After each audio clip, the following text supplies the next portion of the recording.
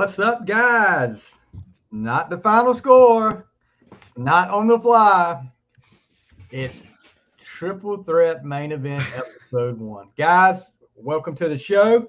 I like that. Just to get a little background, you know, we talk about wrestling a lot on the fly, and you see it a lot in the groups. So we got to talking. And we got our main man up here, the man from Down Under, the Hitman on the football field. He's not Bret Hart, but he's a little bit Bret. He doesn't have that bitter attitude like Bret Hart. Freaking Goldberg right there, man. Yeah, you ain't got a Goldberg. Yeah.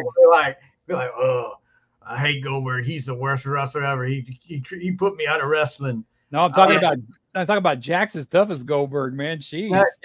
Now. Let's introduce him. He's been on the fly before. We actually did a wrestling show. What was the tag teams? Top 10 tag teams. Yep. Okay, top 10. That was like a 4-hour episode, I think. Yeah. It's been a while back, but yeah, we did. But yeah, with us and as part of the Triple Threat Main Event, he's going to be one of the co-hosts of the show. Is none other than, like I said, the Australian Hitman, Jack Pennachio. What's up, buddy? Stevie, Jace, how you guys doing? Minus the theme music. Every time I hear that name, I hear Although I think I may need a theme music for this. As a kid, I always liked the song by POD, Alive. I always made that my theme song. Don't know why, but we can go with that. That's another show for another time here on top wrestling. favorite theme songs. Yeah. Entrance music and all that stuff. We'll talk about that and what would be our entrance music if we were. So yeah, Stevie's would be "It's Raining Men." Spoiler alert, you know. So. You wish. Anyway, we wanted to do a show. We didn't want to, on the fly is more music, entertainment, stuff like that. So we decided we would do a little sidecast, and my dog is making an appearance in the background. A little sidecast, and me and Jack were talking. Jack came up with the name, which I think was good. We were actually going to use another name, but somebody else had already used it, which I think was a better name. Jack, you want to tell them what that name was? I always wanted to call a wrestling podcast Scheduled for One Fall and have just, I don't know, it was just such a great name. Then at the end, you could say, and that was Scheduled for One Fall. And then, oh, yeah, that's a good idea. And have like Howard Finkel's voice at WrestleMania start the show. I had it, but yeah. Been cool. What about? Yeah, there's only 3 million podcasts out there, so exactly somebody grabbed it. Yeah, what's the chance? But somebody had done. But they hadn't done an episode in like 3 years, but we didn't want to take a chance. So I don't think anybody's got Triple Threat Main Event out there. But yeah, we all three of us. That could be a porn podcast, but we won't go there. So. I did say we could use this Saturday Night Main Event theme song. That is kind of in the same genre. What we need to do though, you remember on Saturday Night's Main Event before it started, right when it came on, you had the little underlying music and everybody was doing their little promos. Each week, all three of us need to do a little promo about what's Animotion or whatever. Yeah. But you know how they had the little background music playing while the guys were doing the promos they would get ready to wrestle. They would cut promos on each other and then head into that. But we've got a first comment up here in this Facebook user. He's probably good. He's not. He hasn't revealed who he is. Point is good. So that's actually one of my burner accounts. Sonny Printing that's one of mine. Jason. I don't know who you are. If you want to identify who you are, come on out and identify. Just being honest. I mean, there's two types of guys in the world: men who watch porn and people who lie, and men who lie about it. So yeah, you're right. Okay, I don't know what that was about. This guy, Northeast, Corbin Byram, Northeast. Okay, evidently he's a fan of where I coach, or he doesn't like where I coach. Jim Britt. Oh, okay, I know who he is. Jim Britt. How you doing, buddy? He's from Greenville, North Carolina. So. What we're going to do tonight, our leadoff episode, we're going to do our top 5, who we believe are top 5 wrestlers that never won a World Heavyweight Championship. Now, this is our list. This doesn't mean we think that, Yes. Yeah, this is top five to us. Have your list, yeah. You know, hey Jim, ECU game was kind of tough, right?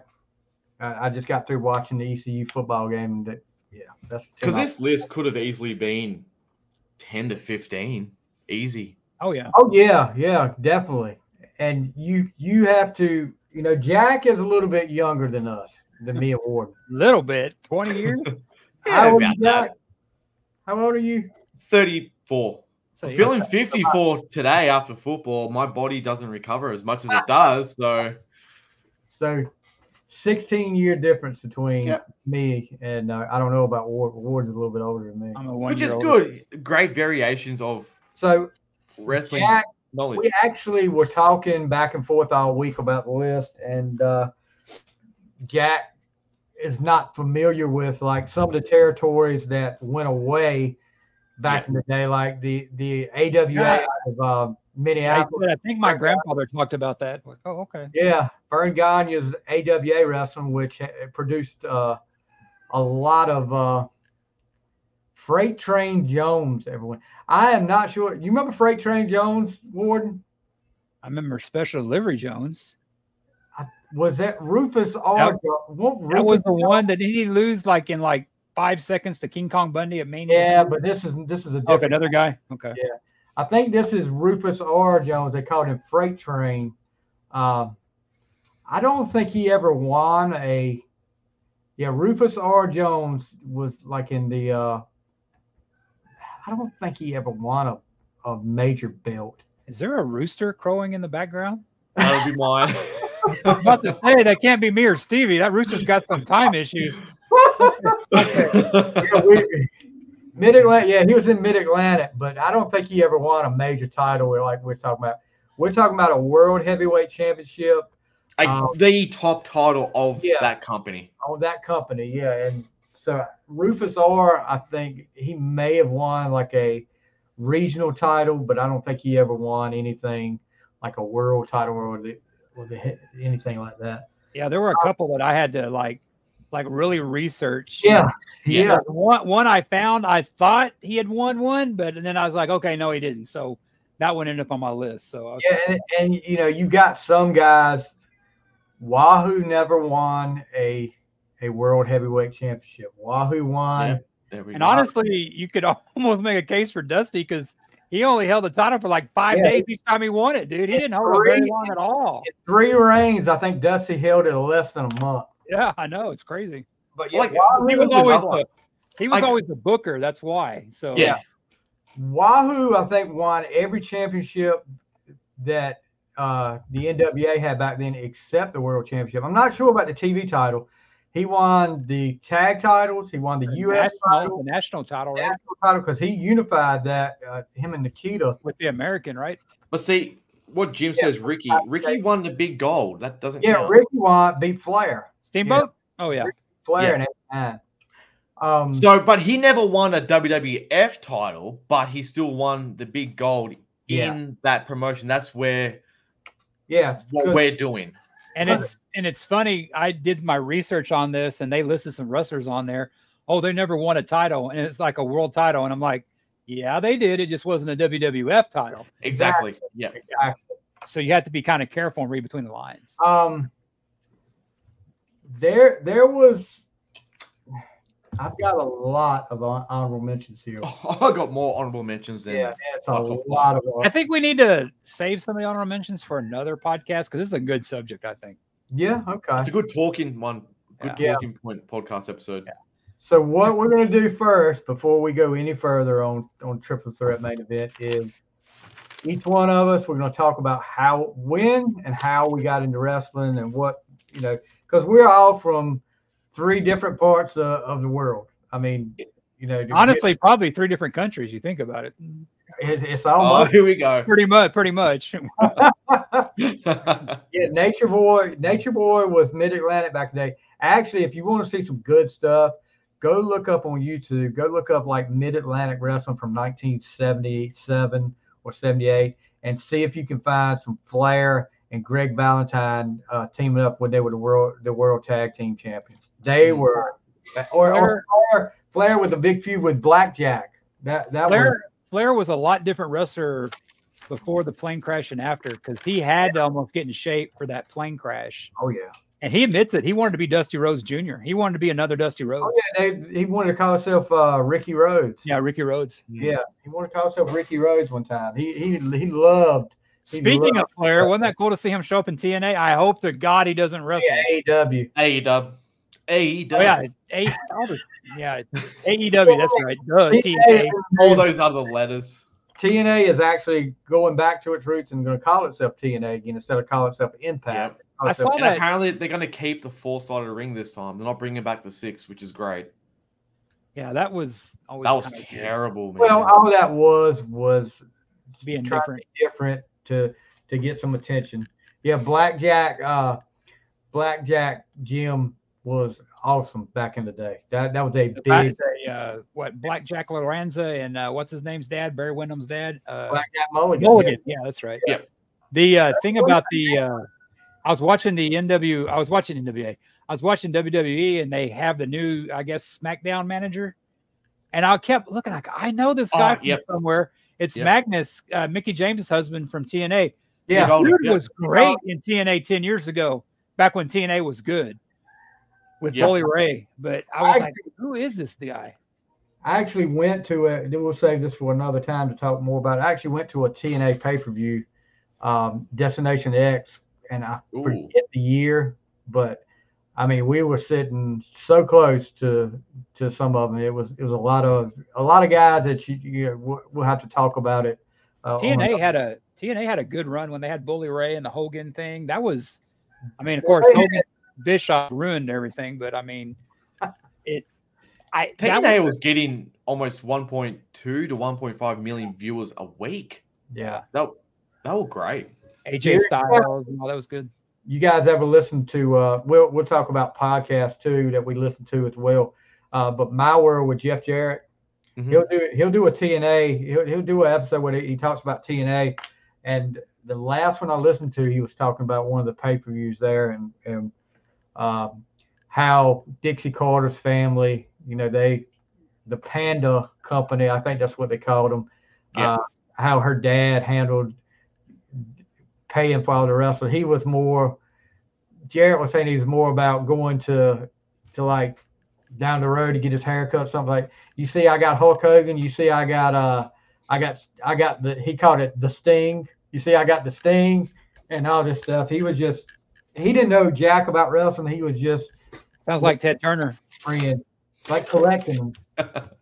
But so we'll start with Jack. Yep. How old were you and how did you get into wrestling?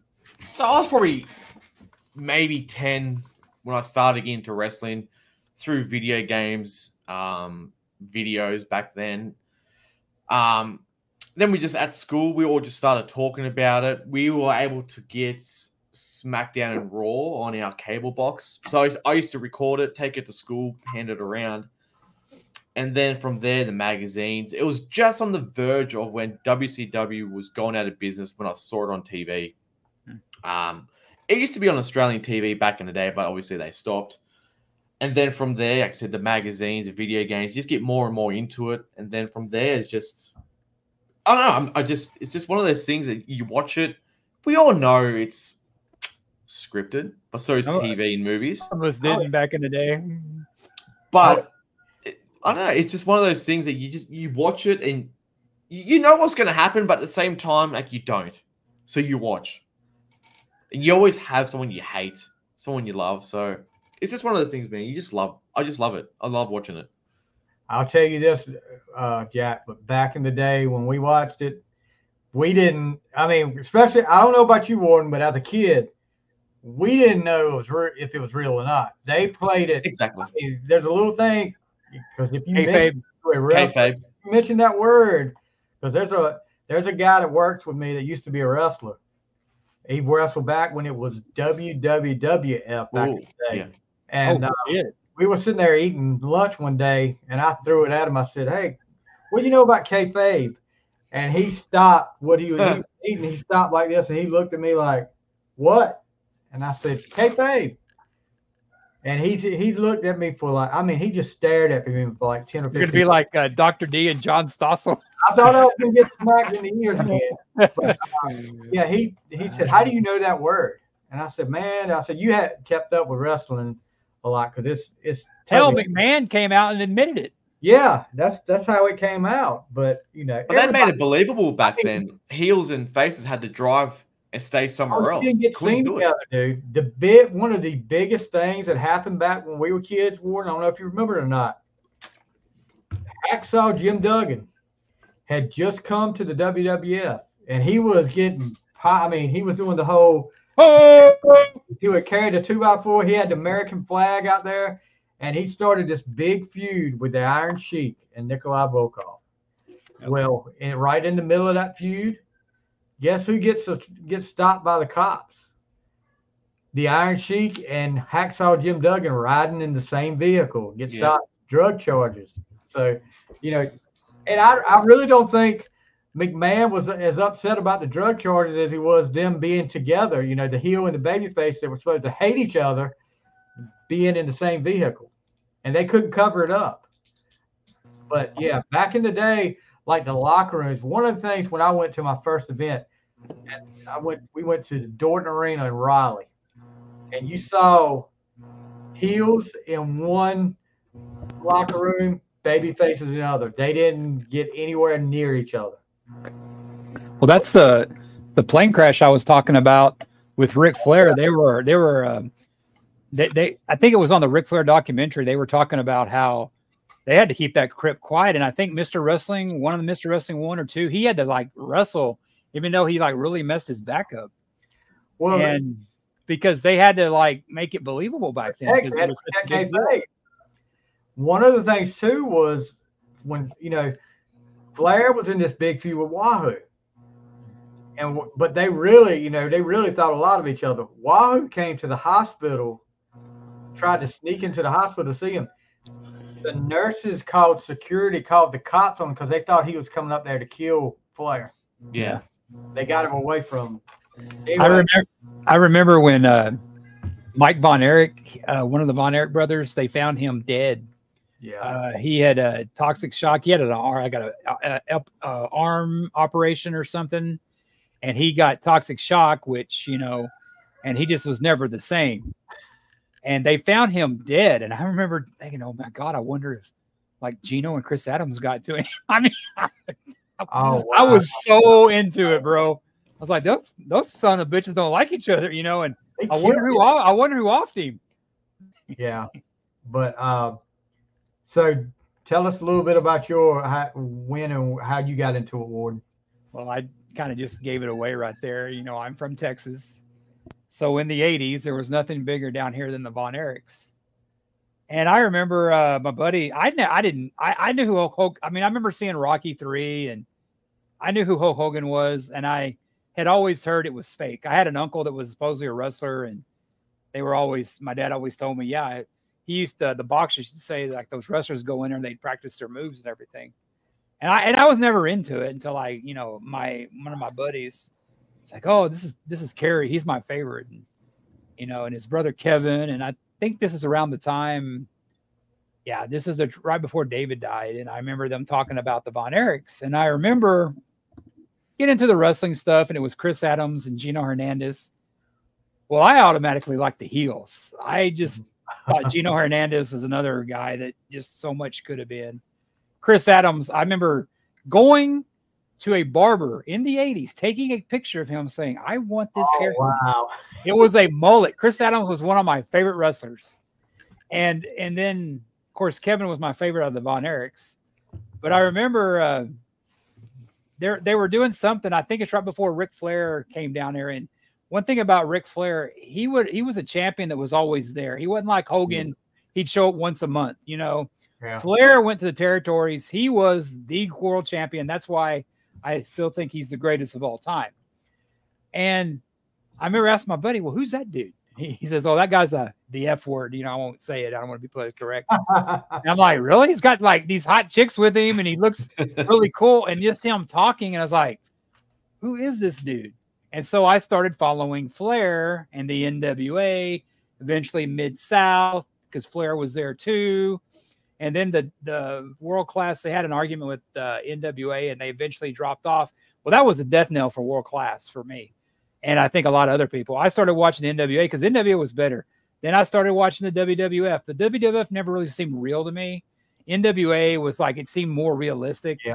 I was never into like Ultimate Warrior and all that stuff because I just was never. But of course, you know, some of them like Savage, I loved because he was a bad guy. And, you know, of course, Tito Santana, I liked him because he was from the town I lived in Mission, Texas.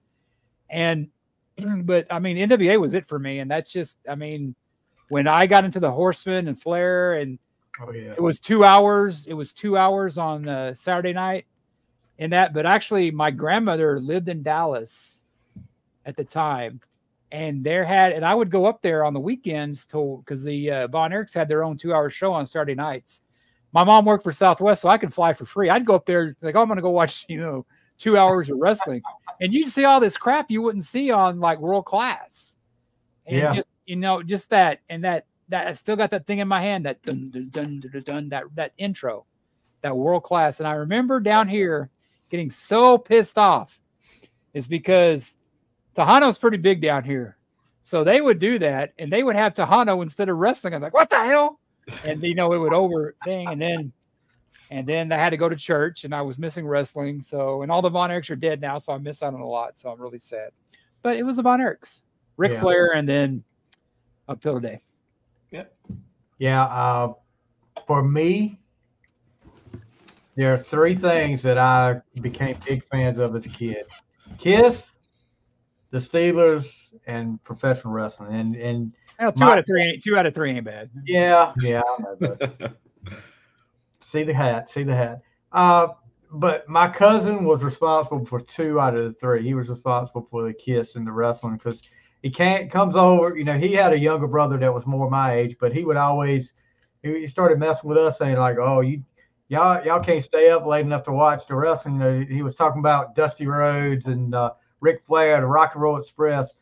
And I was like, who are they talking about? And then, you know, finally one night, we had 3 channels here, and I could get most of the Crockett shows. Like they had a Crockett show that came on. It was Worldwide Wrestling came on at noon, and then at 11:30 on Saturday nights, the NWA Pro Wrestling came on.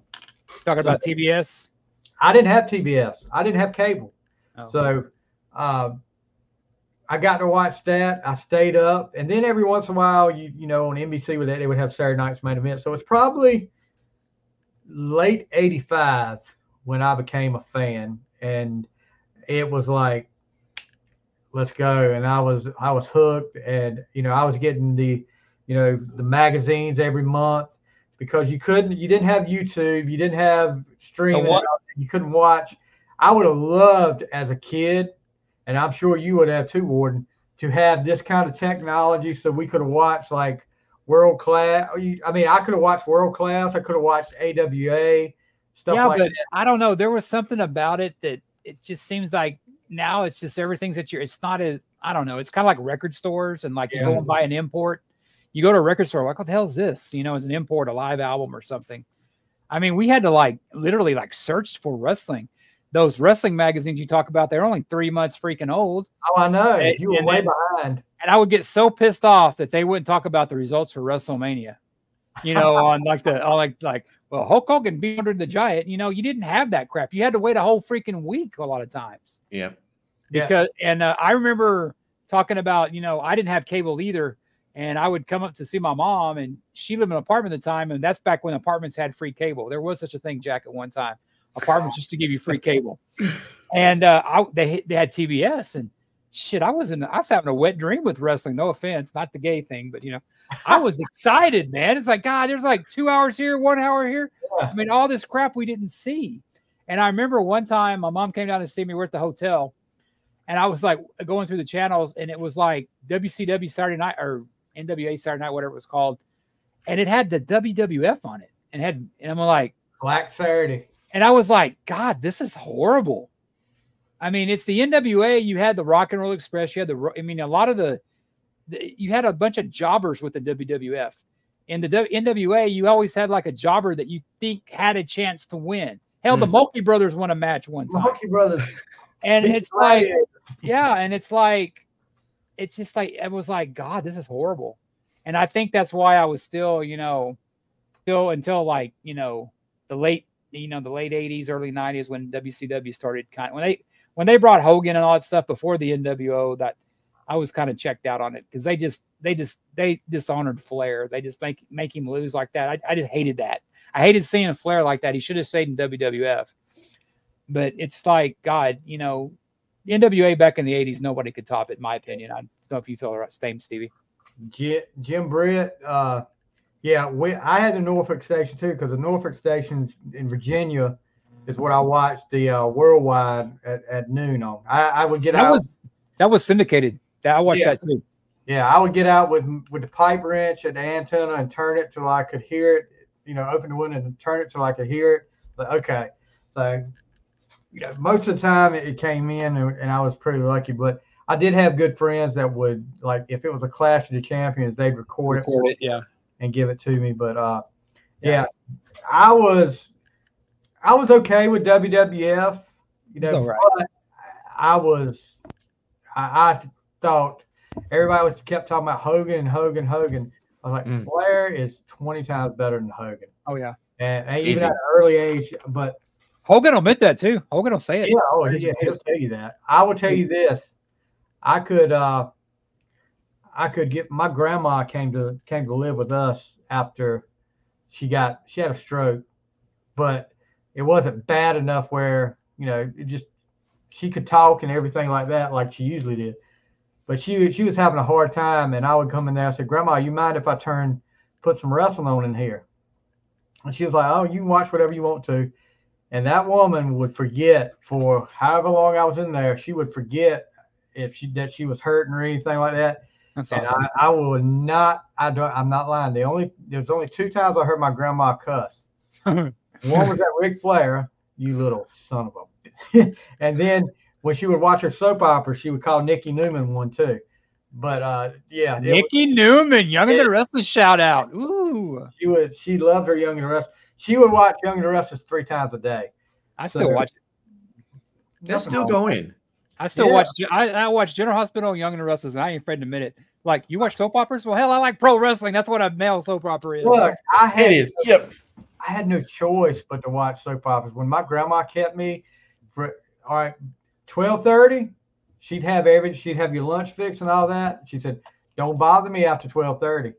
So back to what stories? That was back when they had like soap operas on every channel all in the afternoon. But I remember watching As the World Turns with my babysitter. Yeah. She made potty meat sandwiches and she'd smoke her cigarettes, man. Good times, bro. Yeah, but yeah, that was how I got into wrestling, and you know, still, you know, maybe I'm trying to see if I ever checked out big time with it. I didn't really check out all the way. Back in the early 90s, like 93, 94, I didn't pay as much attention to it as I had. But then when the whole WCW versus WWF started, I got really back into it then. I think a lot of us did, because I remember when Hogan was like there when he was still the good guy and he was doing the Baywatch stuff, and I was like, yeah. God. And then, you know, the WWE, I mean, when Ultimate Warrior took over, I was like, yeah, I checked out. And I think I went with a buddy of mine in high school. We went to actually my first wrestling, and that's when we saw, and I got kind of back into it. But that's when Haku and Tito Santana were beating the hell out of each other, and then people were like, "Hey, those they left together." Like, hey, I mean, it's like, and I just remember being at my first wrestling match and just thinking, it just wasn't the same. You didn't have, you know, the commentary going on. It's like you actually had to pay attention. But it was like the Slaughter, when Slaughter turned heel, and I just wasn't into it. That was an odd heel turn. It made no sense to me. Yeah, I tell you what, though, it got a lot of heat. It did major heat, almost to the fact where he was getting death threats. Yeah, he was. I think I read somewhere he actually had like FBI at his house. Oh, really? Yeah. Just around his house. I didn't buy it. I just didn't buy it. I knew it was an angle. We were at the age where we didn't buy that. It was hard for me to believe as an old school fan. Here I am, and like there's a magazine called Wrestling 85, and it had this like article on him about how much he loved America and all this crap. And it was like it just wasn't believable for me. And it's like he was against anybody was against the Warrior. I mean, it's like I couldn't get behind the Warrior, and I couldn't. I mean, I was finally glad Hogan lost, but I wanted that for so long. But it was the Ultimate Warrior, and I was like, Hogan deserved better than that. The Warrior was just, that's when I really started checking out. The dude had great hair, though. I give him that.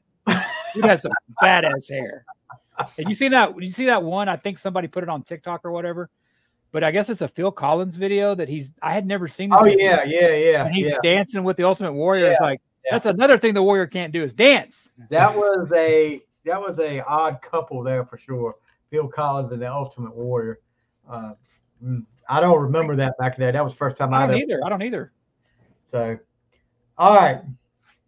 So tonight, like we said, our top five wrestlers that never won a world heavyweight singles championship. Now, some of my guys definitely won tag belts, world tag belts. As a matter of fact, probably 1, 2, 3. 4 won world tag team belts, but we're talking about singles. So, and of course, I've got a tie at number 5. So I'll go ahead and tell you that. I got a tie at number 5 as too. But I'm going to have to ask you guys' opinion because I'm not sure about some, but we'll get to that. Yep. Okay. I mean, if they won a title, but not the title, that's still all right. But I'm not sure if this guy won the title. One of them, I had to ask y'all, so we'll get to that when I get mine. I'm probably the same because, like I said, we'll go through it. It's a great talking point. The other four I'm sure about, but my 5, I got 2 like Stevie, and one of them I'm not sure about. Yep. All right. Since Jack is the new younger and more. I think I went first last time on the tag. Okay. Well, so Stevie, you never go first. Why don't you go first? I'll go first this time. So my number 5 is a tie. And the first one I'm going to talk about, he's an underdog. He's one that you wouldn't think, but he's always, from the first time I saw him come in to the Crockett territory in '86. He was a young guy, good-looking guy, but man, he was smooth.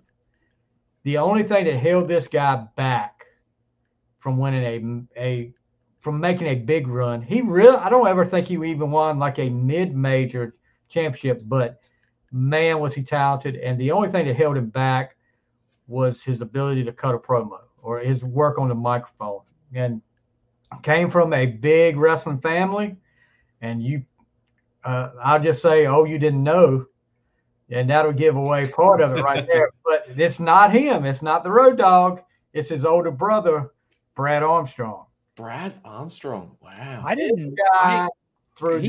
He's gone. He's gone, right? He passed away. Sleep apnea. Is that what it was? Yes. Because I remember him. He was a very, sorry, I didn't mean to interrupt you, Stevie. You're fine. He was what you call a jobber a lot of times, but he was a jobber that had a lot of potential. Well, his dad was Bullet Bob Armstrong. They ran like a territory back in the day. Road Dogg brother. Road Dogg's his brother, and one of his other brothers was a member of the Southern Boys with Tracy Smothers back. Oh yeah, Scott. Was it That's Scott? right. I remember that. Scott is the referee, right? He's the referee. But yeah, big time wrestling family. But Brad, when he came into Crockett, he was thrown in he came around the time Magnum TA had the wreck, and they had to redo Starrcade, and Brad got thrown into a match there at Starrcade with Jimmy Garvin. But this guy threw the best drop kick you'll ever see. Yeah, he did. Very. And I mean, really smooth, quick as lightning, undersized a little bit, but and he goes on years later. Him and Brian Pillman had a big feud for the cruiserweight championship in WCW, and I think he actually won the cruiserweight belt once. Had a tag team with Tim Horner called the Lightning Express. Oh, Tim Horner, God, I remember that. Yeah, wow. In the UWF. But yeah, he's always somebody that I thought that maybe 10 years older, 10 years, maybe the 70s, late 70s would have been a bigger star, because you had a lot of the young in the late 80s. All these guys were huge, getting huge. Yeah. Oh yeah, he was just he was probably just a decade too late. Yeah, or too I see that. But I liked him too. He started out kind of hot, and then he kind of started jobbing at there at the end. I think in the WWF he was a jobber. And see, they tried everything to give him a gimmick. Yeah. Mask. He was Arachnoman, which was He was what? You guys ever saw Arachnoman? Arachnoman? Yeah, WCW. They're great. Yeah. They're great guys they had there that were doing the creative back then. Dude had a hell of a mullet too, man. He had some good hair. Yeah, they put him in a costume that almost looked exactly like Spider-Man, but it was yellow. And Eric Carr? What? No. Marvel Comics. Marvel Comics contacted him and said, no, it's too close to that. Then we don't want that ugly shit being associated with us. No. But then, if you go back and watch Super Brawl 1, the match with the Freebirds and the Southern Boys, which his brother was one of the Southern Boys. At the start of the match, Oliver Humperdinck was managing the Freebirds. He kept interfering. Oliver Humperdinck, wow. Brad comes down to the ring, and both Brad and Humperdinck get told to go to the back. At the end of the match, a masked wrestler comes out called Bad Street and helps the Freebirds win. He's wearing I wonder who that could be for helping. Wearing the same boots that Brad wore earlier when he came. No. So yeah, Brad was Bad Street, but man, he was Don't you look at Sir Oliver Humperdinck and you know that's how Sheamus is going to look in about 40 years? Oh, good Lord. Sheamus is a little bit taller than Humperdinck was. But, Brad Armstrong is my co-number 5. Then the other number 5 was a heel. I mean, this guy, after he came to WWF back in the mid-'80s, late 80s. Bastion Booger. I knew it. Yeah, it was him. But there was no way he could work babyface after what he did. I'm talking about the $1 Million Man, Ted DiBiase. Now, technically, if you look at it, he was given a world championship. Oh, he bought it. He bought it, yeah. Yeah. But I don't count that. I was close. I will say I was close with that one. Yeah, DiBiase was a heck of a wrestler. I mean, he was talented, and man, could he get heat. Because when he left, all he was Ric Flair. I mean, that was Ric Flair's gimmick, just with the money. We talked about Arachnoman, but how WCW tried to make the $1 Million Man with them, don't you? No. The tailor-made man, Terry Taylor. Yeah. It's got to be better than the Red Rooster. Well, yeah, that's true too. But God, the worst gimmick of all time has got to be the Red Rooster. One of them.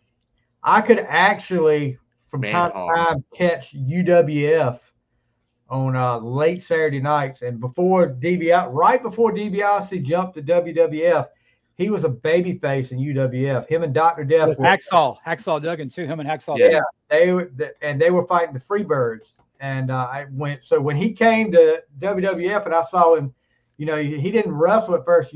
Whenever they came to WWF first back then, it wasn't in the ring. They would do these vignettes, like the videos of them, like they were coming, and they would have DiBiase up there. I used to love that stuff. I used to love that stuff, but talking about money. Speaking of that, who I didn't know for the longest time was who was that guy? Was it Dan Spivey? He played that character that was like Robert De Niro's character in Waylon Mercy. Yeah. I didn't know for the longest time that was Dan Spivey. Spivey, yeah. Mm-hmm. Yeah, and it was like, who is that? And crazy. Yeah, you'd see that. It's like, hey, that's so and so, and yeah. Hold on a second. There's some. Is that breaking news? What? Oh my gosh! What? Matthew Perry from Friends dead after drowning in his jacuzzi. Wow. Chandler Bing. Sucks. Wow. Wow. He was my favorite character on Friends. Yeah. I love Friends. I mean, you have a lot of millennials and younger generations. Oh, Friends is horrible. No, Friends was great, especially your Gen X. Wow, that sucks. Damn, man. And my daughter just texted me too. Wow, that sucks. Wow. Breaking news. He's about our age. He's about our age. 54. Yeah, about our age. Jim Britt just put it up here in the comments, and I was like, oh gosh, I hope that's not true. But apparently so. Apparently so. I hate to. Wonder if he was. I mean, he always had the history of substance abuse. Yeah, Yeah. that was the first thing that popped in my head too. Like Whitney Houston in the bathtub. Yeah. That sucks, man. I actually remember he had a book come out about a year ago, and he said something off key about Keanu Reeves, and everybody loves Keanu Reeves. And oh yeah, I was kind of reading on it and stuff, and I was like, hey man, I like to read his book, but God, that sucks, man. God, I go through TikTok, I watch old Friends crap, God. And who didn't love Jennifer Aniston and Courtney Cox and Lucy Kudrow? Yeah. That sucks, man. I really Jim Britt says in other news, let's talk about the Disco Inferno. No, that was my number 5. Damn it. He gave it away. So DiBiase is my other number 5. So I think we'll just go down to Worden, the bad guy. Okay, my number 5. You actually mentioned him a while ago, Stevie. Uh-oh. Somebody that I just what it could have been. One of my favorite wrestlers. And, he was in a car accident. Magnum TA. He was on the cusp. I think that you always kind of think about, well, if so-and-so would have done so-and-so. Maybe that Flair wouldn't have had as many title runs because he was the one they were pushing on there. And I just remember him being, that's when I really started kind of getting NWA and just being a big fan of his. But when I found out about the accident about that, I mean, it was like, of course, 3 months after it happened because, Pro Wrestling Illustrated, but there was no internet back then. But the guy who is my number 5 is the guy that stepped up with Dusty. That I always thought, now, did he win the NWA title or not? Magnum TA. Or not Magnum TA. Nikita Koloff. Did he not? Did he never won it. Okay. Nikita Koloff is another wrestler. Given that gimmick, of course, he probably couldn't take with him to WWF. No. That would have been a hell of a gimmick in WWF. Yeah. The dude was lean. He was muscular. Good looking dude. I mean, my God. And I know that he became, his spirituality, he followed all that stuff. But what a waste Magnum TA and Nikita Koloff were. Because it's just like Nikita Koloff, I mean, the NWA didn't use him right or he checked out. I don't know what happened with him. I kind of quit watching, after a while. I don't know what happened with Nikita Koloff. I know he got, religion because didn't his wife die or something like that? Yeah, Nikita got married and his wife got really sick. So he took some time off. And when he came back, I don't know if you remember, Ward, when he came back, he had hair and he was a lot lighter. Yeah. He wasn't the intimidating Russian nightmare that you saw before. Well, yeah, I can imagine. But he kind of lost his momentum after what happened to Magnum because they were in a big feud. Well, and he didn't lose his momentum as much as he lost that. Everybody saw that killer instinct, the night, and Jack, you would probably, this would tell you how things were back then. And Jim, tell Christy I said hello. But when they did the whole babyface turn for Nikita, have you ever seen that? I may have. I know those two together, yeah. The plan was, okay, Dusty was supposed to fight Ole, Anderson, and J.J. Dillon in a cage. And it was supposed to be Magnum with him. I don't know why they thought that was fair with J.J. Dillon in there, but anyway. Or JJ, the Road Warriors took him out. So Nikita had been on a tour of Japan. And Nikita came back, and they told him what was going on. So he comes to the arena. He actually, I want to say he wrestled that night. Or maybe I'm wrong. Whatever it was, he stayed away from everybody. Nobody knew except Dusty and Jim Crockett and Nikita that this was what's going to happen. So Dusty comes walking to the ring, and Nikita is behind him. And all these people are like going, look out, look out. They're yelling at him, look out. And Dusty climbs in the ring, and you can see Ole and JJ going like, what's he doing here? And then Dusty gets in the ring, they jump him, and then Nikita joins in the fray. And then, I mean, that place went nuts. But, you know, Nikita kind of lost that undestroyable aura that he had when he went babyface. And, you know, he kept the U.S. belt for a while, and then he won the TV belt, but it was never like he had a big feud with Flair after that, but it was never the same Nikita that you saw before. And then when his wife died, and he took that time off and came back for a while, and then took some more time off and came back again, but it was never the same Nikita after that. But no, he never. You're right. That was a good one. He never won a world title. I had Nikita on. Did an interview with Nikita. I remember that. And funny story, Nikita auditioned for the role of the Russian in Rocky IV. Yep, I remember that. Yeah, I've heard And that. they told him he was too big. he dwarfed Stallone too much. So he was evidently, Nikita's a lot bigger than Dolph Lundgren. So yeah, but I'll have to put the Nikita interview back up. So I just like Nikita, man. I just loved his promos. You know, I beat all the Russians. I win the U.S. title. I mean, it was, and I remember that he had that big match with Ric Flair. I think it's at like one of the Great American Bashes. Yeah. And I remember them like really talking about it, and Ric Flair talking. Yeah, I have a lot of people sending me mail, not email back then, but sending me letters saying they're actually cheering for me the first time because I'm fighting the Russian. Yep. Flair, if you watch some of the stuff back then, Flair was like a tweener. That was, everybody talked about Stone Cold was the first tweener, but at that time, Flair hadn't gone heel, full-fledged heel, but he wasn't full-fledged babyface because he was having some issues with Magnum at the same time. That's why they always had him to beat up Dusty, because Flair was getting cheered. So they would have to remind people every once in a while who Flair was. Yeah. Whoever this is. I liked him no matter what. Like when they'd attack Dusty Rhodes at the gas station, hey, go Horseman.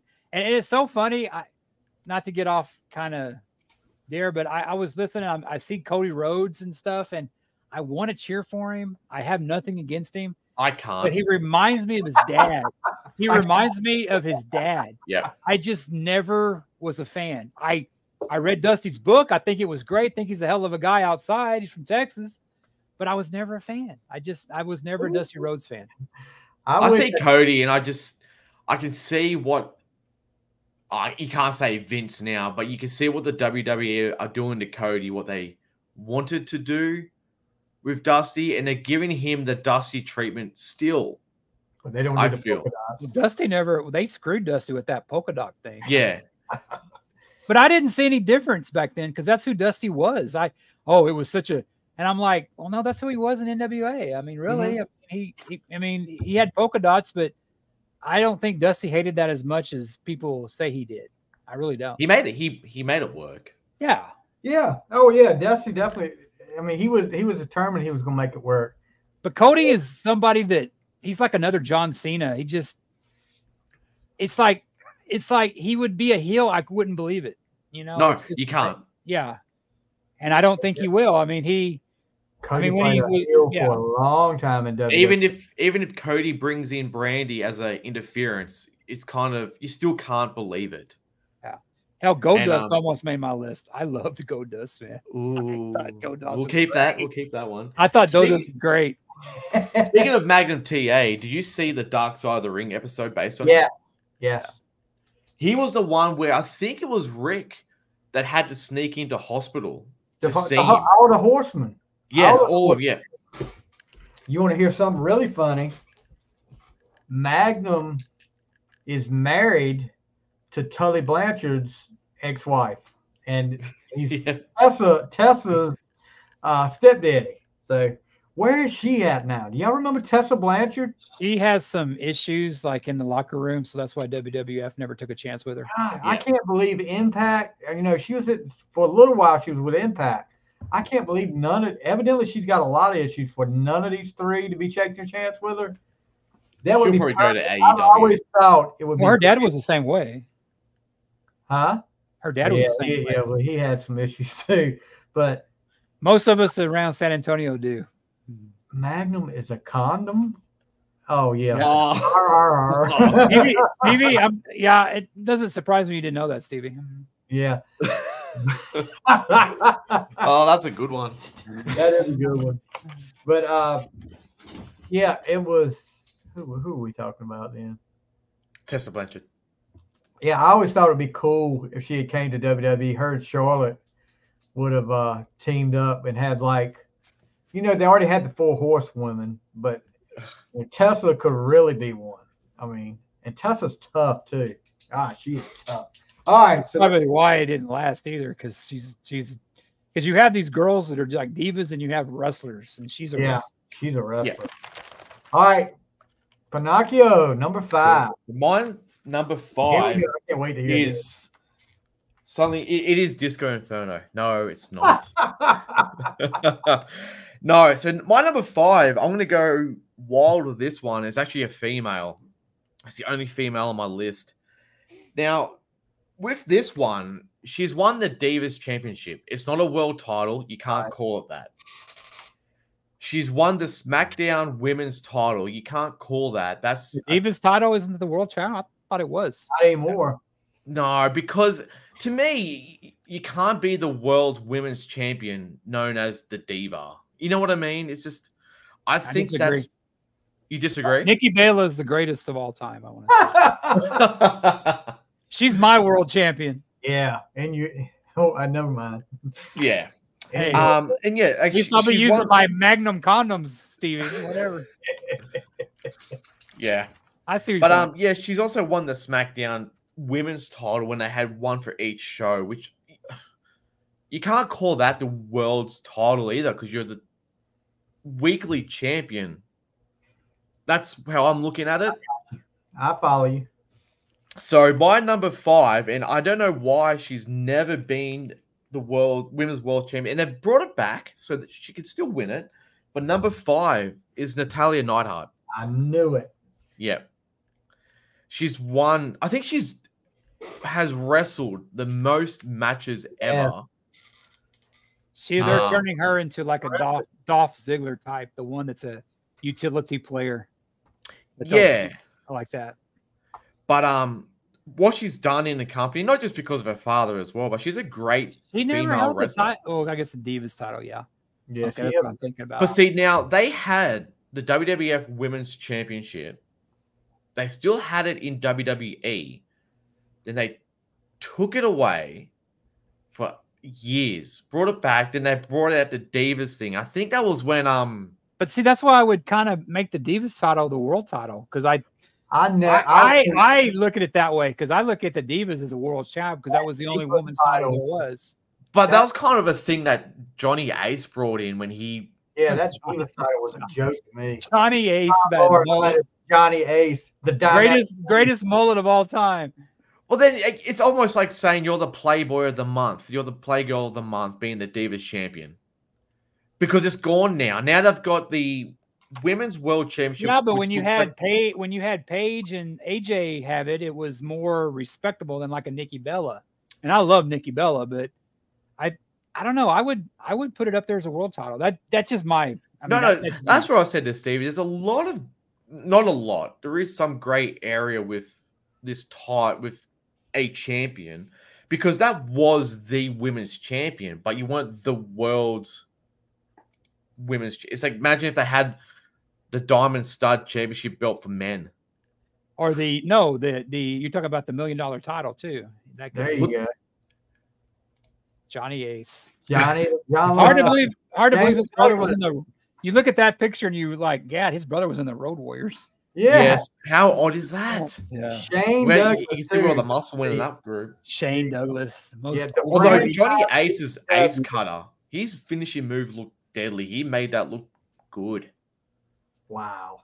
Shane Douglas, talk about a waste of space. Never liked that guy. Shane Douglas was coming on the show next week, but I don't think he'll be there. You can hear him by yourself, man. I don't know. I don't know. The guy always kind of rubbed me the wrong way on and out, in and out of the ring. So he rubbed you? Yep. With my Magnum condom, Stevie. But that's my number 5. Like I said. Italia. Yeah. That Divas Championship, when they brought that in, I thought that was from the time I still say it's the world title. I thought it was a joke. I mean, that was pretty. It wasn't a joke to the women that were wrestling for it. But that meant a lot to like Nikki Bella and AJ. I mean, I don't think it was a joke at all. But my hat's off to Jack for having a woman on there because God, I didn't even think about that sexist bastard that I am. Missy Hyatt, yeah, she should have won. Missy Hyatt back in the day. I couldn't wrestle her way out of a wet paper bag. She didn't need to back then. Yeah, back then. But all right. So my number 4. And this guy wrestled in so many different this was one that I had to really look at the different federations he was in because he's had so many different personalities, usually even his own.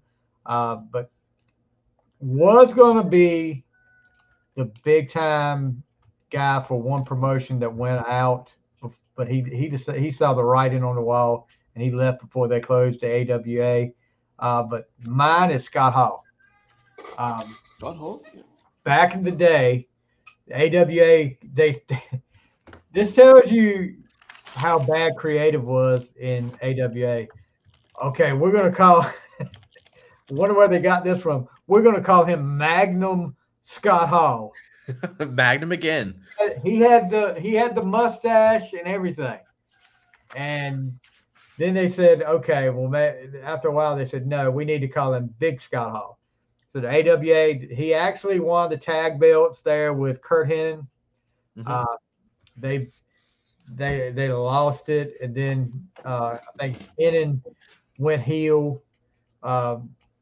He left to go to WCW. They called him Gator Scott Hall. I remember, WCW called it. I think it was a Diamond Stud. No, first. This was in like '89. He came there and they called him Gator Scott Hall, and the WCW started doing these vignettes like the WWF had done, and they showed Scott Hall up there messing with alligators. God, no wonder they went out of business. But he stayed there for a little while, reinvented himself as the Diamond Stud, which I thought was Razor Ramon, pretty much. Razor Ramon before he was Razor Ramon, but then. After Razor, he did the whole Razor thing. He reached his potential, but never won a world championship. I think he actually fought Sting for it one time that I saw. I remember seeing. I think he's only had one championship match. Yeah, that's what I'm saying. I only saw him one time for a world championship. He fought Sting. And I thought it was kind of weird at the time because it was kind of out of nowhere. Because Sting was like, in the middle of the Hogan feud, and this was like it may have been a pay-per-view, but I don't know. He just never got that opportunity. He got the U.S. title, the Intercontinental title, the tag titles, but never got the big belt. But unfortunately, no longer with us after a long struggle with alcohol and other chemicals, like Gene Simmons would say. But yeah, Scott he was a handsome and attractive man. Oh yeah, as Gene Simmons would say. Yeah, he had his problems. Definitely had his problems, but he was a very talented wrestler, and hate to see the way he went. He put over the 1, 2, 3 Kid perfectly. He really wasn't happy about that either, but he did it. Because he had been in the business. So it's kind of like Warner Anderson said, I never knew you could say no. But I don't know if that was the case with Scott Hall at that time, but he did what they told him to do. Because if you didn't, you were, Well, actually, he was the kid back then. I was going to say 1, 2, 3 Kid. Yeah, he was. And that ended up being one of the best storylines right there. Because that led to him going babyface. Yeah. But so it worked out. It worked out. Yeah, it worked out really good for him. They became lifelong friends too. So. Yeah. He had a good run in WWF. He had a better run as a babyface because he won multiple Intercontinental titles.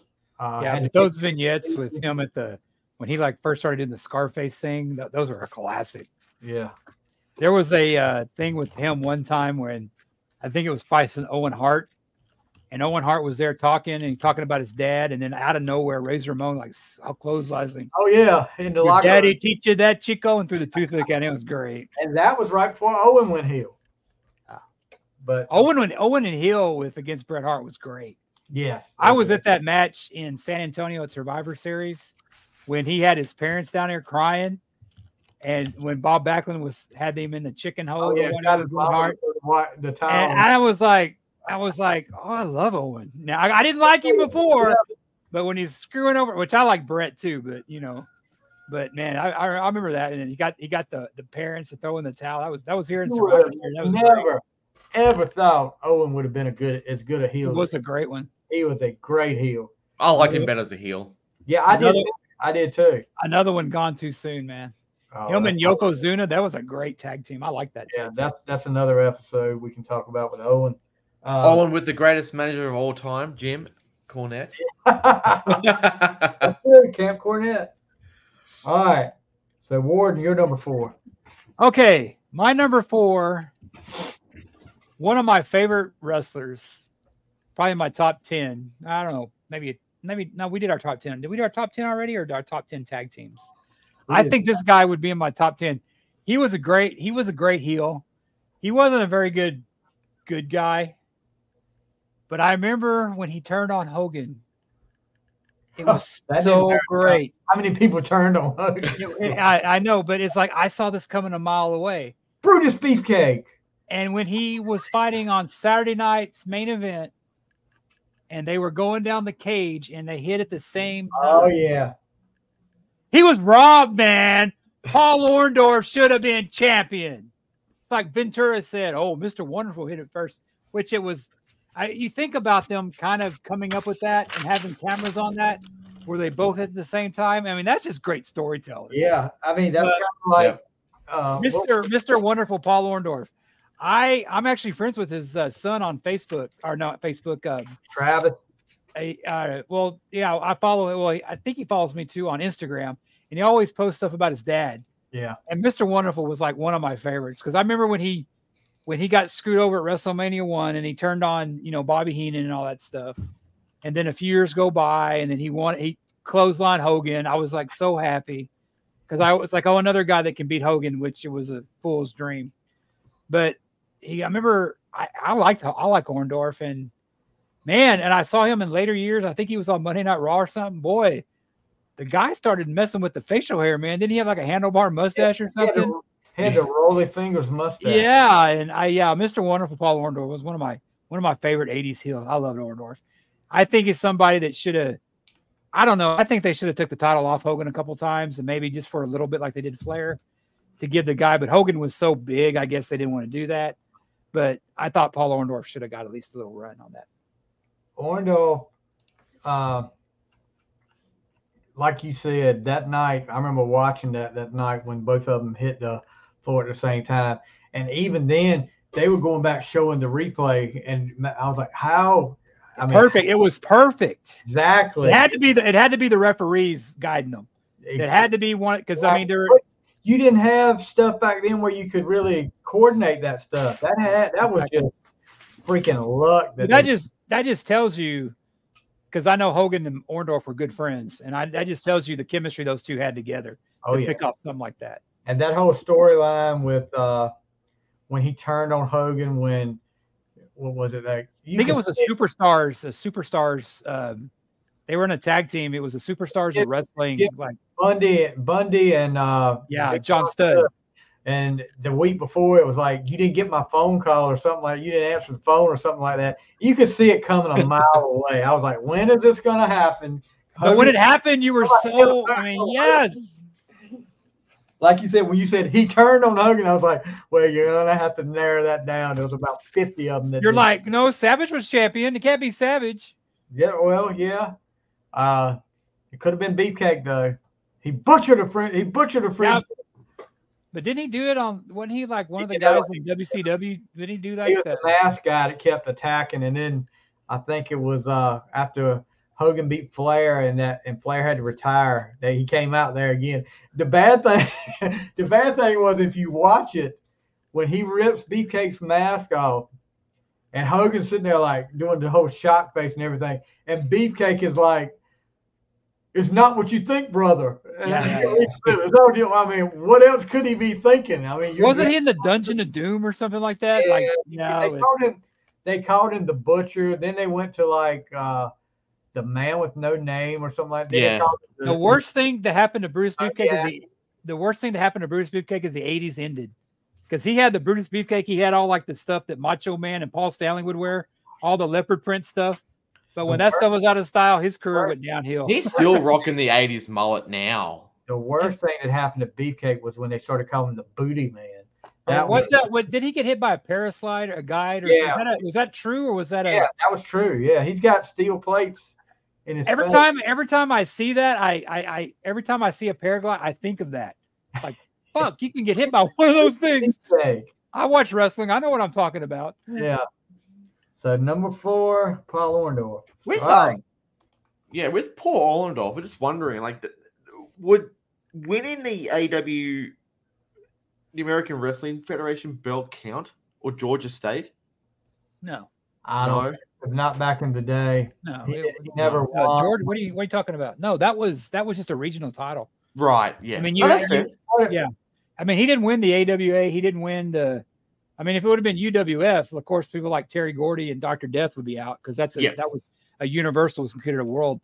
But he was a Georgia State championship, but that wasn't really, the NWA was still above that. Yeah. What that was back in the day, the NWA had like Georgia had branches. Yeah, they Georgia, Florida, territories, what they were Atlantic territories.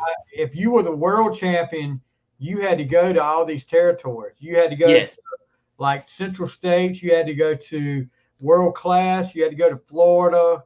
All those places like that. But a regional title like what you're talking about is what you're talking about. Yeah, because the Georgia championship would be there, but Ric Flair was still above that. Yeah, he would come around as the NWA World Heavyweight Champion. And you had Memphis, where Jerry Lawler was at. He was a champion, but that was over the AWA with like Nick Bockwinkel, Kurt Hennig, all that good stuff. Yeah. Orndorff actually beat Buzz Sawyer for what they called the NWA National Heavyweight Championship, which is like an American title. Yeah, gotcha. Yeah. I'll tell you how it worked. You had, like, when it was NWA, what I watched, you had the world champion, then the U.S. champion, then you had like a national champion, and then you had the TV champion. Yeah. And then there was actually at one time a junior heavyweight champion, which was. And now you got NWA, AEW doing that now. Yeah, yeah. The NWA had their title was the NWA World TV title. Yes. So are you going to consider that a world title? No, I wouldn't. Okay, no. I wouldn't either. Because I know one of Stevie's picks would have been disqualified if that was the case. You think? Like I said, that's what AEW has now. They've got the TV champion who does more now than what MJF does. I'm not saying MJF doesn't do anything, but I think it's actually Christian, I think. What it used to be was Christian's doing great. I love he's the greatest heel today. Yeah, I'll give you that. I don't know. MJF's pretty good. But he's not really a heel, I guess, now. No, he's changing a bit. Yeah, MJF's pretty good. He got buff, dude. He was like, wow, who's that guy? That's MJF. Like, He got more hair and buff. Christian came out when Ric Flair came out and goes, Tony Khan has all this money. He gives you an old man as a gift. In jeans. I love seeing Edge there, though. Edge is one of my favorites of all time. Give it time. He will do great there. Yeah. But he's not. But Edge is like Jericho. He's not trying to be the guy. He knows his time has passed. He's trying to push newer talent. Yeah. You don't have a lot of people. That's why the WWF, I mean, I think it's great with who's that guy going against Roman Reigns? LA Knight. Oh, LA Knight. LA Knight's probably going to win the title because Roman Reigns about to leave for a while. They said he ain't going to be back till the Royal Rumble. So he may drop the title. I don't think they'll let LA Knight be. When is LA Knight? When is that match? Saudi Arabia or whatever? Next week. Yeah. Next week? Okay. Yeah. Next Saturday. I have Peacock. It's like $3 a month, and I don't even pay attention. It's like, oh yeah, WWF's on. But if you don't, you can't. It'll be on during the day. It won't be on at night. It'll be on, I think, 4 a.m. for me on Sunday. I'll be asleep, so it'll be okay. Yeah. So number 4 for you, Pennachio. Number 4 for me. So this was a hard one because I've had like 3 or 4 names here, and most of them probably be my honorable mentions. But I'm going to go with this guy. He's been around since about early 90s. He's won everything from IC, European. He was also King of the Ring. And that man, like he could have done one run in the early thousands, even for like a month, and that is William Regal. Yes. Oh yeah, good pick. Just a short amount of time, because I feel if you win King of the Ring, that means they're saying, you know what, you're not there yet, but you're there. You're almost there. But what he's done, even when he was like, the working class man, he came out in a hard hat and a little that was the absolute cut off sleeves. The worst gimmick and the worst entrance music ever. He's a man. But no, really Regal, one run. That's all he needed. Wasn't he supposed to win it? And he like had some kind of problem or something like that? Didn't he he had some kind of problem on an airplane or something, I think. That he was supposed to be a champion of something, and I don't know. I don't remember that. I don't know. Maybe true. I don't know about. I know he had a lot of substance abuse. Yes. Yeah, he had. I think that's what it was. He was supposed to be WWF or WCW or not WCW, but one of those champions. I think that's what got in his way. My funny thing about William Regal is when they're doing that gimmick with him and the Big Show, and they're in the bathroom. He looks over at the Big Show. Yeah. He sees he's looking at his, you know what? And he's like, holy shit.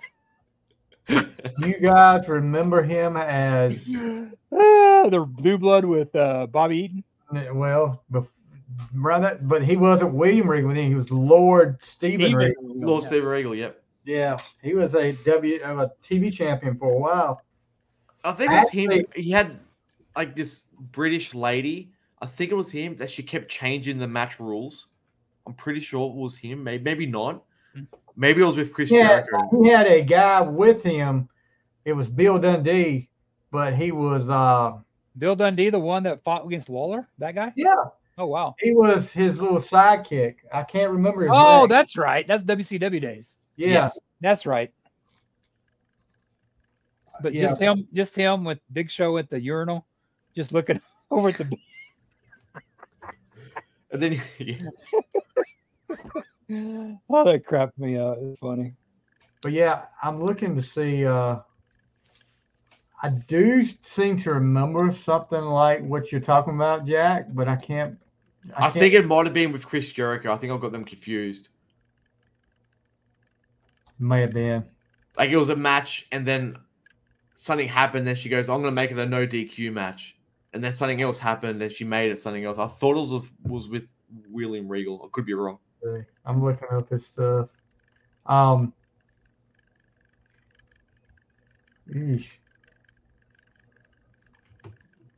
But yeah, like, while you're doing that, like I said, with William Regal and what he's done throughout the years, even when he's backstage, even when he was the commissioner, The dude could go there. He made me believe that the brass knuckles was the must-have heel weapon. He used to hide it everywhere. Yeah. No, it wasn't him. I don't Wasn't know who. he in AEW and they let him go back to WWF for a reason? So WWE let him go when they did their big thing during COVID, and then AEW took him, and then I think his contract just ran out, and I think just Triple H said come back. And he's like, Isn't okay. his son in NXT or something? Yes. Yeah. I'll tell you what, you want to see something funny? Watch Regal versus Goldberg. And that's when everybody realized Goldberg didn't know how to wrestle. And Goldberg, we can say that. Yeah, he put it to me then. It took him that long for people to realize. Well, I mean, Goldberg was like that era's Hulk Hogan. Stomp, kick, jackhammer. I don't think Hogan was as bad as Regal or as Goldberg. Hogan had. This is Hogan's match. I get what you're saying, but I wouldn't. I'm not a Hogan fan of his wrestling, but I wouldn't put him down with. See, you can make fun of Hogan's wrestling style, but people really need to see Hogan in Japan to see what he can do. Totally Goldberg could never do that. No, never. He's a totally different guy when he got in Japan. And only thing about Goldberg is that he was like kind of thrown into it. He was like so hot that they had no choice. They had to make him win. They had to do it. They were fighting for their lives against WWF. Yeah. All right. So number 4 is William Regal for you. Number 3 for me. And we talked about him a little bit earlier. Who knows what would have happened with him? I don't know if he would have ever achieved a world championship, but he got close a couple of times fighting his brother, and I'm talking about Owen Hart. That cage match at SummerSlam that year, Bulldogs at ringside. You hadn't seen Bulldog. He's been gone for a while. Bulldogs in the crowd with the whole Hart family. Then look off to the side, Jim Neidhart sitting like the black sheep of the family. But Owen, going back and watching that match, Owen was so freaking close a few times. They played it great. I mean, I don't know.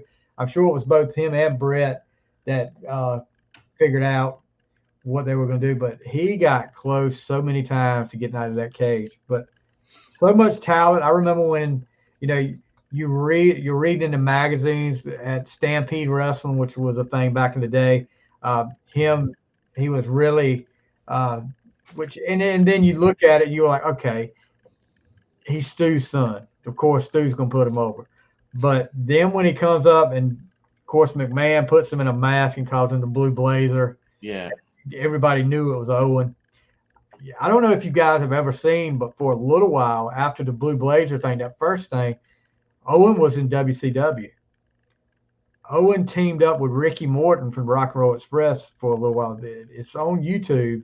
I was like in shock when I saw it. I don't know what happened, but I'm sitting there watching WCW syndicated show, and obviously you look up, here comes Ricky Morton, and the guy said, Ricky Morton with his new tag team partner, Owen Hart. And I'm like, dude, what? It was a very short stay. I don't know what caused it, but let me see. Brett wasn't there yet, was he? No, this was way before. Brett was still in WWE. Okay. He debuted in World Championship Wrestling on March 16th, 1991, the first of 5 TV matches, all of which were against preliminary talent. He teamed with Ricky Morton in some of them, but yeah, so 5 matches. I don't know how that worked. Obviously, he didn't have a contract that kept him there, but it wasn't long after that he was back with the WWF. So evidently, it says here Hart had been engaged in contract discussion with WCW, but the deal was never struck as Owen was not willing to move himself and his family to the company's headquarters in Atlanta. So he could have stayed. If he could have stayed, no telling what Owen would have done there, or it could have worked out for the worst, could have been for the best. But you kind of gotta realize that we don't really know how great Owen was because he's another, Magnum TA, somebody that could have Oh, been. yeah, that's what I'm saying. Chris Jericho said that was his favorite wrestler. Yeah. And when you have somebody like Chris Jericho giving you props, that's pretty damn amazing. Jericho would know because Jericho grew up, in Canada with the Stampede. Yeah. The fact that Owen stayed there, and I know he was under contract, the fact that he stayed there and did some of the things for WWF and Vince after what happened with Brett with that whole thing, just tells you how class act he is. But because he was doing the I'm not a nugget. Yeah, and look, one of the biggest pranksters you ever see. I've heard him and Bulldog. There's some audio I think on YouTube. Him and Bulldog prank calling people in the hotel they were staying in. Yeah. About a pizza delivery. And it's a lady, and the lady is just like, and Owen's just like, I'm just trying to give you a pizza, and she was like, I don't want to take a pizza. She gets so hot, but stuff like that. But Owen did the same with D'Lo Brown. D'Lo was telling a story that he was like nervous, so Owen got him in a grapple, and he goes to D'Lo, look down. And he looks down. He goes, you just untied my shoes. I'm like, yeah, I know. He grappled again. He undid his other shoe, and then he goes to D'Lo, how you feeling? He goes, I feel fine now. He goes, let's wrestle. He took his mind away because he was so focused on his shoes now. And D'Lo said that's just who he was. In the ring, he just took care of you. Well, there's that old saying goes, only the good die young. So I think he's another example of that because it's just, I remember when that happened when he died. It's just, do you guys you guys see it? Yeah, I was watching the pay-per-view. I was watching the pay-per-view when it happened. I think it happened it was at Kansas City or St. Louis, one thing up there. I think it was. Oh, I can. It may have been Kansas City, but they're saying Kemper Arena maybe. They were saying that his ghost still haunts the custodians they say his ghost over there. Kansas City, Missouri. Yeah. I don't want to go too deep with it. Did you see him fall, or was like a kind of a cutaway? It was a cutaway with Jim Ross and Jerry Lawler. Yeah. And they came on and said it, and I was like, well, there ain't no way they're going to go on with the show, but goddamn, they did. They were actually showing an interview that was recorded earlier with him when it happened, and then it cut to Ross and Lawler. Well, actually, they're just in shock. They're just like they saw it happen first because Lawler had gone to ringside, and Lawler came back, and you could just see the look on Lawler's face that it was like, okay, this isn't good, and And Jim said Jim Ross said he died. He was already saying when it made an announcement, And then Jim was saying in his headset, he just heard Michael Hayes go, all right, guys, we're back in 3, 2, like Jim's like, shit. Yeah, Jim Ross talks about it in his book, We got to keep going.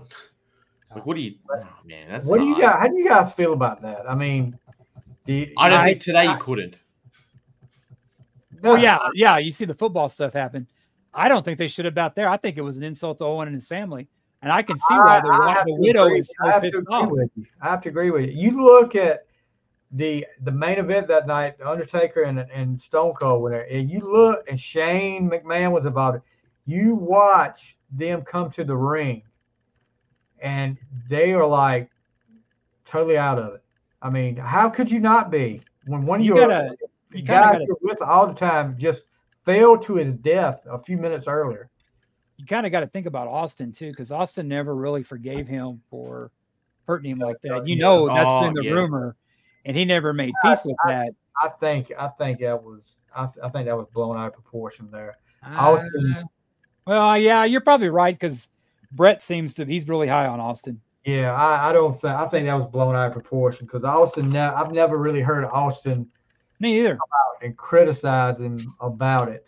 Well, hell, remember he came out there and gave him the salute of the beer. I mean, remember that? Yeah, that night, the night after. Yeah, and it's there. That was one of the first times that you had to deal with something like that. They shouldn't have gone on with it, and I think it would have been okay if they didn't. I think people would have understood. People would have understood when they went on with it. I was like, they're going to freaking go on with this show. Even if they didn't say he died yet, they could have said, "Look, he's gone to hospital. The show's cancelled. We'll let you know." Yeah. But there's a video going around now of Undertaker in the corner. They're taking his robe off, and apparently he's just staring at the blood. Yeah. On the floor. That's what I'm talking about when they came to the ring, and that they're still working in that ring. Yeah. Where he died at. His blood is still there. It's not a blood capsule. It's not it's a gimmick. It's real. But it's Vince McMahon. Are you surprised? I'm not. Go on with the show. We need the money. Go on.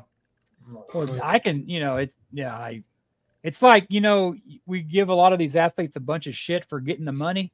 But hell, I don't blame people for getting the money, because when they're done with you, they're done with you. They're done. When they don't have anything left of you. Yeah. So you get all the money though, and people complain about big money athletes and stuff.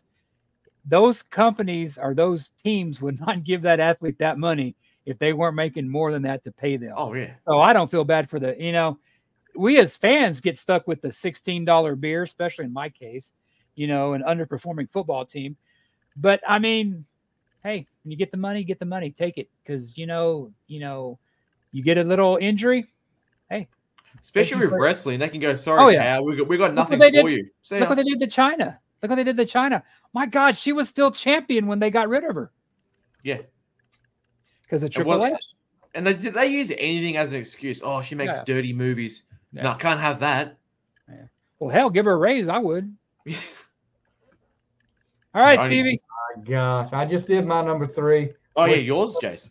Oh, it's my turn. Yes, your number 3. He was mentioned before, and I think that he would have been higher on my list if not for some of the recent news about this guy.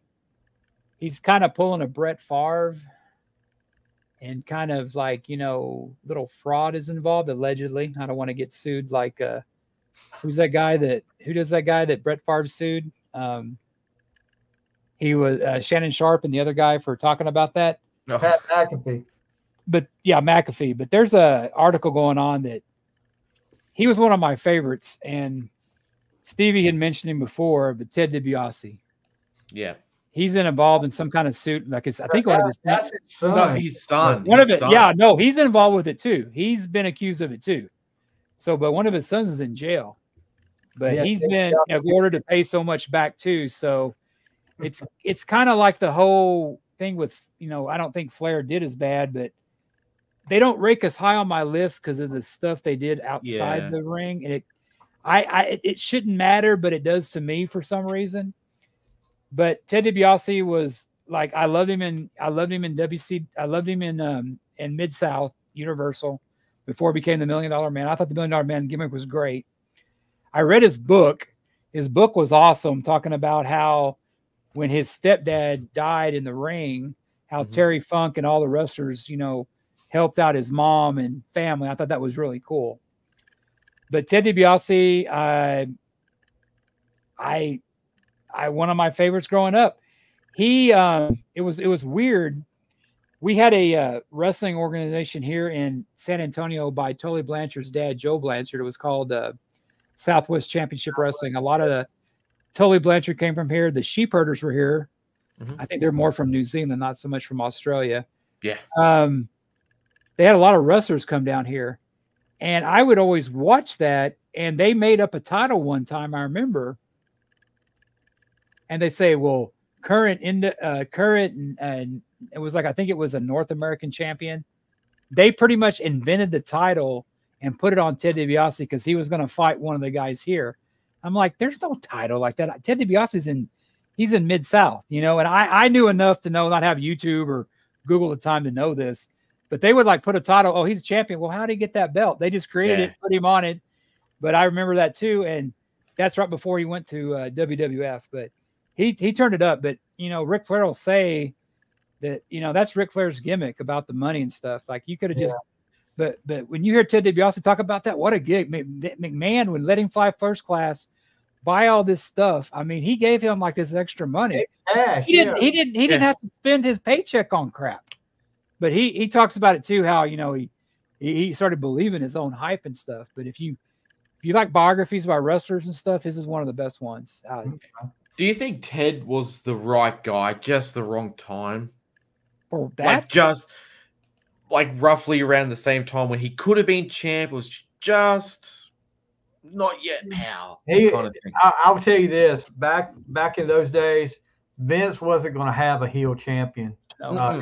That's what I'm saying. Yeah. NWA had they wanted the heel champion.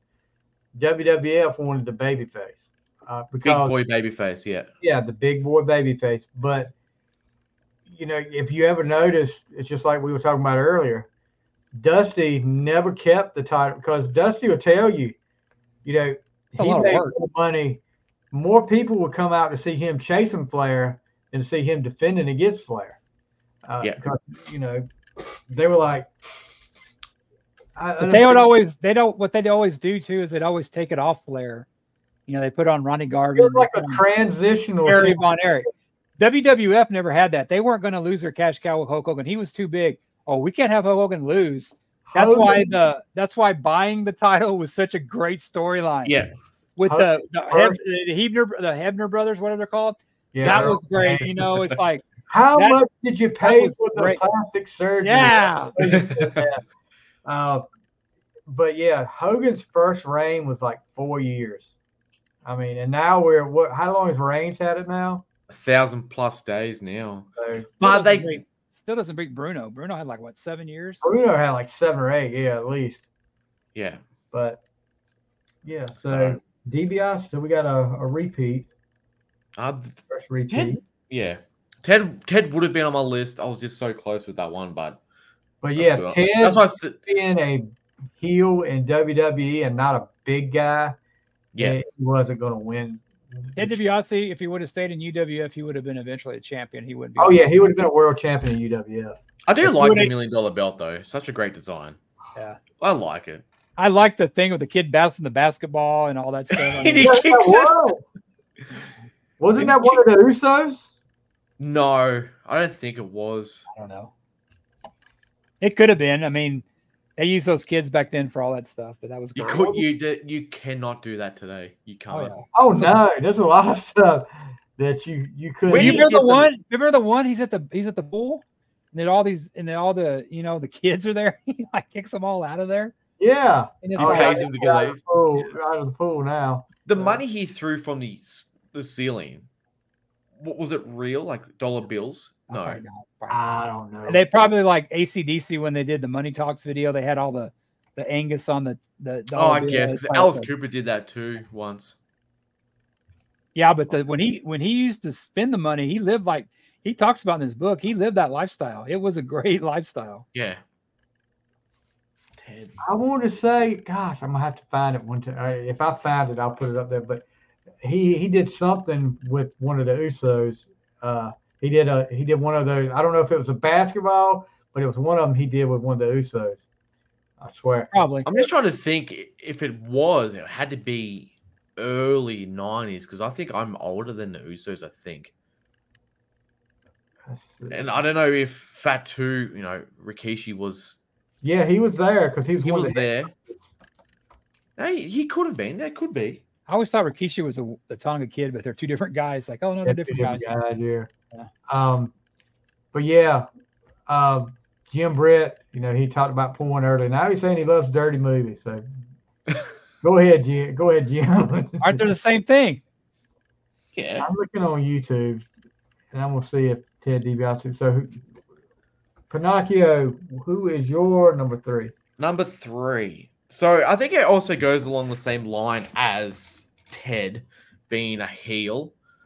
And I think this could be another episode, like the greatest heels of all time. But my number 3 is Jake the Snake. Okay. But as I said, around that time, heels and champions, Vince would never have done that. But he could have been. He had a good run as a babyface too when he had like Alice Cooper out there and stuff. Yeah. Sorry. But I just loved his heel promo so much when he didn't yell. He was intense. He didn't do much. He just looked in the camera and he made you feel scared. Even like, as I said with William, just a little short championship just to prove that he is the great one, but never won a championship in WWF. No tag, no Intercontinental. But I'll tell you this: before he went babyface, who? Jake? Talk about Jake. there was a, he did what, the snake pit, kind of like Piper's Pit. He did the snake pit.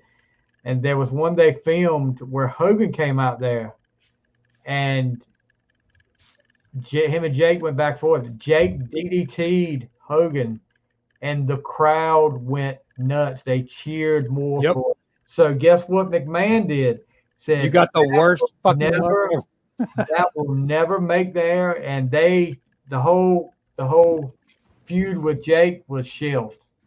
So there went Jake's chance. He probably wouldn't have won, wouldn't have beat Hogan, but there went Jake's chance right there because the crowd reacted so favorably to him. And Vince said, Vince was like, I cannot have a heel. It's getting cheers over my biggest babyface, my cash cow. But yeah, Jake was a master of psychology. I mean, and I think that's why I probably preferred NWA, because you had a heel champion. Yeah. The whole Hogan thing, it was too superhero type thing. It's just, he's not going to lose. And it just, I mean, I guess in a way I had been watching, I was kind of the old school spirit that, like when you had a heel become champion, that pissed the crowd off, and that was great. But you wouldn't do that to a WWE crowd. No. Well, a heel champion is great because he's always going to cheat to win, and you think to yourself, he's never going to lose the belt. No one can beat him. So it makes you want to watch it. You watch to see him get beat every week. And that's like Flair back in the day. Yes. You were watching, everybody was watching. Look, when they did that, all right, 85, they did Great American Bash, which was a one-night event in Charlotte. And it became a month-long thing. Then 86, it was a month-long thing where Flair fought, I don't know how many in 30 days. He defended the belt. I forgot how many times in 30 days. It was like 20 sometimes. Yeah. Well, he was supposed to, but he dropped it to Dusty. And he won it back a couple of days later. But it was late in that month that he lost it to Dusty. I remember that series. It was the great with the Flair thing, but it was also the Magnum TA and Tully Blanchard feud. That was great. No, too.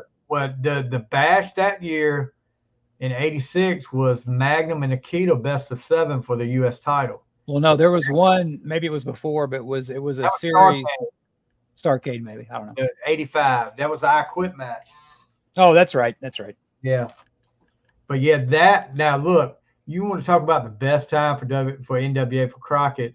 Summer of 86, you had the Rock and Roll Express feuding with the Midnight Express. You had Magnum and Nikita.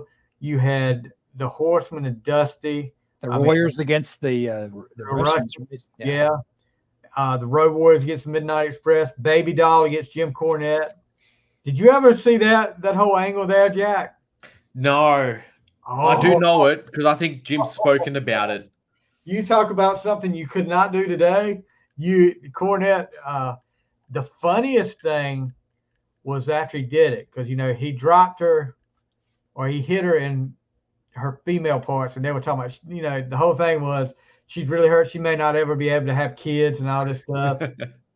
Well, then about a couple of weeks later, the Midnight Express it's on the TBS show, and they're like, we've got this match against the James Boys. And these two guys come out with cowboy hats and masks on. And you can tell it's Magnum and Dusty. But they get a hold of him. And this was a risk. You may have heard Cornette talk about this. They carried him off and tied his neck in a rope, look back there, Baby Dolls on a truck. And they tied the other end of the rope to the little bumper, and they took off. And Bobby Eaton gets the rope off, and it yanks Bobby Eaton when he's got his hand on it. It yanks him.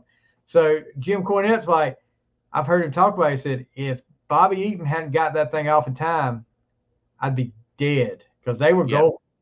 They were supposed to go.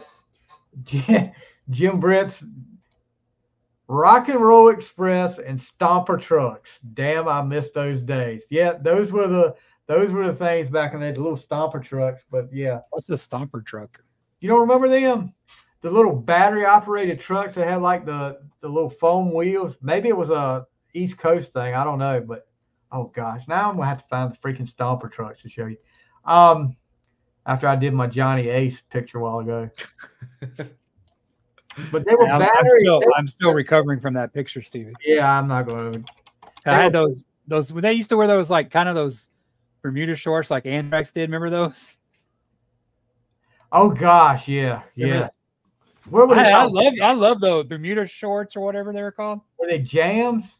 Yeah, jams too. They were called that too, but they wore those, and also like Anthrax wore them, and those were like happening 80s jams, man. They're like you almost wear pajamas. Get ready, Warden. I'm gonna show you what a Stomper truck was. See if you remember this. Okay.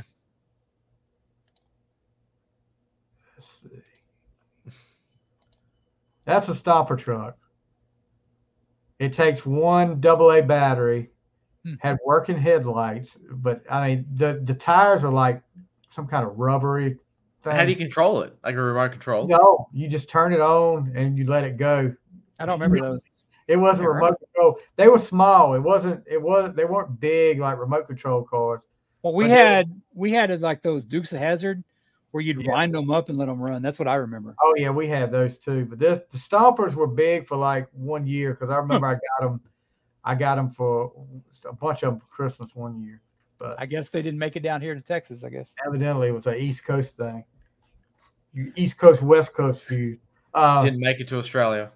No, it didn't make it. Hey, it'll be there next week. While we're talking about Australia, yeah, we had truck pools too. Y'all probably didn't have them. Yeah, we had truck pools. Yeah. Okay. And this is before your time, Pennachio, but maybe you've heard of them. The group Men at Work. Are they like big time over in Australia? The Land Down. The band? Yeah. Yeah, of course. The Land Down Under. Yeah, that because I remember hearing that song. That song was so big back in the day. And then what the heck is Vegemite? It's a spread that you put on anything you want. Right. You have to have is it like meat? Yeah. No, it's yeast. It's yeast paste. Okay. Yeast paste. Why would you eat that? It's made from yeast and like I like it. Hell, I can't really argue. We eat roadkill down here, not me. But no, you got to have an acquired taste for it. You either like it or you don't. Okay. It's good for teeth. It's good for teeth. If you have like a really bad toothache, you just rub it on and leave it there. Really? So they say. Wow. So they say. Is AC/DC really big down there? Oh God, yeah. Yeah. They're back. That's what matters. Are they going to tour? Well, they were in America or South America last 2 weeks ago. They may come back. I don't see why. I remember I saw an interview with Axl Rose, and he goes, "Hey, what was it like hanging out with Angus and all them?" He goes, "All they do is smoke cigarettes and drink tea." But yeah, no. The lead singer for it's a bit off topic of Men at Work, Colin Hayes, I believe. Yeah, he still tours solo. Yeah, because I remember hearing it as a kid, hearing that song as a kid because it was all over. That was everywhere. Yeah. And then when they said he just smiled and gave me a Vegemite sandwich, I've always wondered what Vegemite was. You know, they get called a one-hit wonder, but they weren't a one-hit wonder. They had so many. They had Who Could It Be Now? And Who Could It Be Now? Yeah. What's the other song? They had another song. Be Good, Be Good. What was that name? Johnny Be Good. Yeah, they are. Johnny Be Good. Yeah, Be Good, Be Good, Be Good, Be Good, Be Good. Yeah. Now I've got a mind blank, but no, they've got next episode. Men at Work top 10. One album. Well, they had two. AC/DC is the best thing from Down Under. Down Under. It's Saturday night. It could be a. You know, I can kind of tell by the shirt he's wearing. I kind of give it away. He loves some AC/DC, evidently. Oh, I do too. They're my top 5. Is that the American flag in the AC/DC? I know that's like sacrilege, right? What's up with that, man? Hey. I think that's a bit like what Kiss does. Wherever AC/DC goes, they just put the country flag in the logo. Ooh, a shot at Kiss. Nice. Take a shot at Ace. I say that.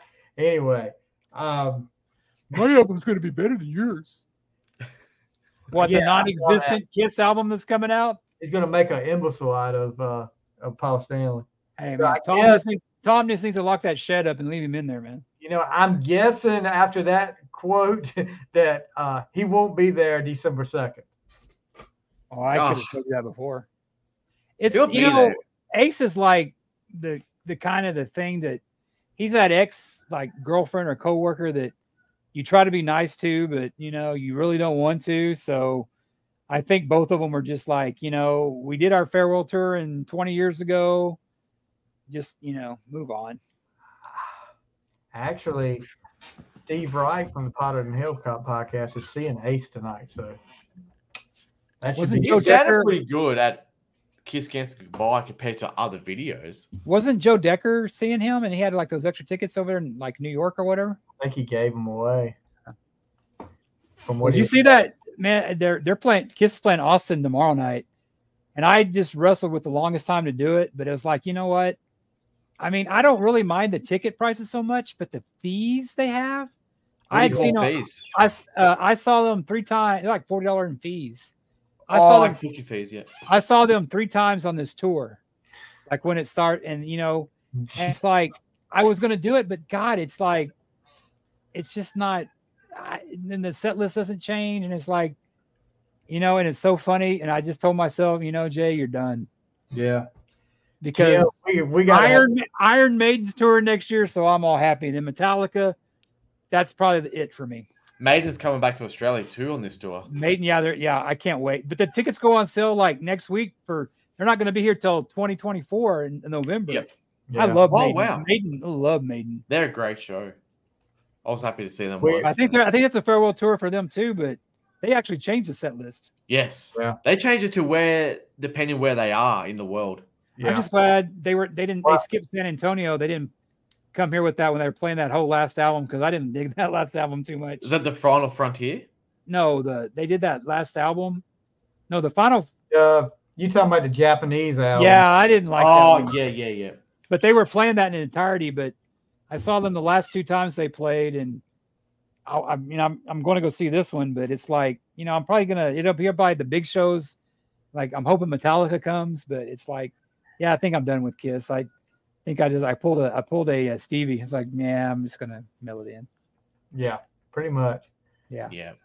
But we got to have Jim in the comments from now on. He's full of his lines tonight. He's back in the New York groove, talking about Ace. So, where are we at? Did Pennachio just go?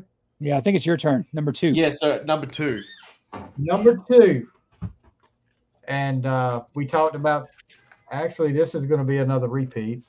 But I remember, when I got into it, this guy was like the big up-and-coming guy of that territory, of the Crockett territory, the soon-to-be future world heavyweight champion. And I'm talking about Magnum TA, what we talked about earlier. As far as what you were talking about, Worden, you found out about it so much later. I had Crockett on every week. We found out about it like the week after it happened. Because it was local for you. See, it wasn't local for me. It was local. So, and it was sad because you knew all that potential he had. And then the plan was they took the U.S. belt off of him, let Nikita get it. And then they were going to have like a transitional feud. He was in the middle of a feud with Gorgeous Jimmy Garvin at the time. Mm-hmm. But then it was going to end up Flair and him. He gets the belt. And who knows how long he would have kept it, because there was a lot of talk about eventually him and Nikita were going to have a feud again, U.S. versus World Championship. So where does this put Flair in the picture right then? So it might, Flair. One of Flair's biggest benefits is being available. Yeah. Like he was at the best place at the right time. They put that title on Kerry Von Erich. He didn't go through there, so they put it back on Kevin, or put it back on Rick. And then they do this with Magnum TA. He's there. That is why he had such a long run, because a lot of the tragedy that happened, Flair benefited from. Because he was reliable. Flair didn't mind the schedule either. No, Flair, and you have a lot of guys that can't. I mean, that's a hell of a schedule. Yes, if you saw that, I think a while back they put his itinerary back then for it, and that's a heck of for Flair week, just for a week back then when he had the belt, and he was all over the country. And he was doing hour matches. Yeah. Oh, sure. He would do 90 minutes. Yeah. Steamboat would do 90-minute matches, and I'm talking about. He's the Keith Richards of wrestling. I mean, it's like all these people that probably did half the drugs they did or did, but not those two. But he would do, like, when he was in that feud with another guy that probably could have made the list, and probably if he was a decade later, probably would have been a world champion, Ricky Morton.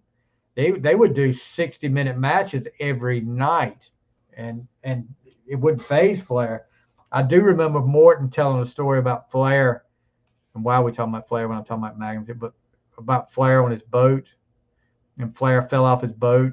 You know, him and Morton and Flair. I mean, this is a big boat where they had a guy driving the boat for him, but Flair went overboard, and he said, and Morton was like, "Oh God, Ric Flair is dead," and Flair shows up out of nowhere, just like, "Oh, where'd y'all leave me, Brian?" But get back to Magnum. When he was on the boat, did he run into Paul Stanley out there when he got lost in the wave? Remember that? He was on an Odyssey. No, it was like Paul Stanley got evidently he was in Hawaii or guess surfing, and he said in his book that he got lost on. Oh my gosh. Really? Pandemic Paul. What back then? He was more like Star Child. Paul. That's what he is now. The last week or so, Pissy Paul. But he was pretty cool to that kid. That was a pretty cool video. Oh man, that got me. I choked up a little bit. Or the kid that, yeah. You could tell the kid had cancer or something because he didn't have any hair. Was that what it was? I didn't want to say anything when I posted. I was like, he reminded me of that kid that who was that Connor that in the WWC. Yeah, he doesn't have his hair. WWF. Connor the Crusher. Yeah, he doesn't have his hair because of chemo. Yeah, but yeah, Magnum was just, you know, he had the look. I mean, and that belly to belly. There's a reason they called him Magnum because he was Tom Selleck at the time. And he had the women too, but that's what got him in trouble according to Flair. Yeah, he was at somewhere he shouldn't have been. And he was almost home too when he wrecked. He was like right down the road from home. He slid in a puddle, wasn't it? Yeah, he was like it was a Porsche. Was he drunk? I've never heard that. It was probably covered up. You know, it was probably covered up because he's a big star. I've always heard about the water. There was a lot of water on the road, but I've never heard alcohol. But I don't think they said anything like that in the Dark Side episode. They didn't say if he was drunk or high. He just he ain't gonna admit that. I mean, it was the '80s, so he probably got a lot of way. I mean, that would have been like New York or something. He probably wouldn't have got away with it. But you know, it's wasn't it North Carolina somewhere like Charlotte or something like that, Steve? Virginia Beach. Virginia Beach. But all this news about Matthew Perry coming up here, so it's evidently it's true. Not a hoax.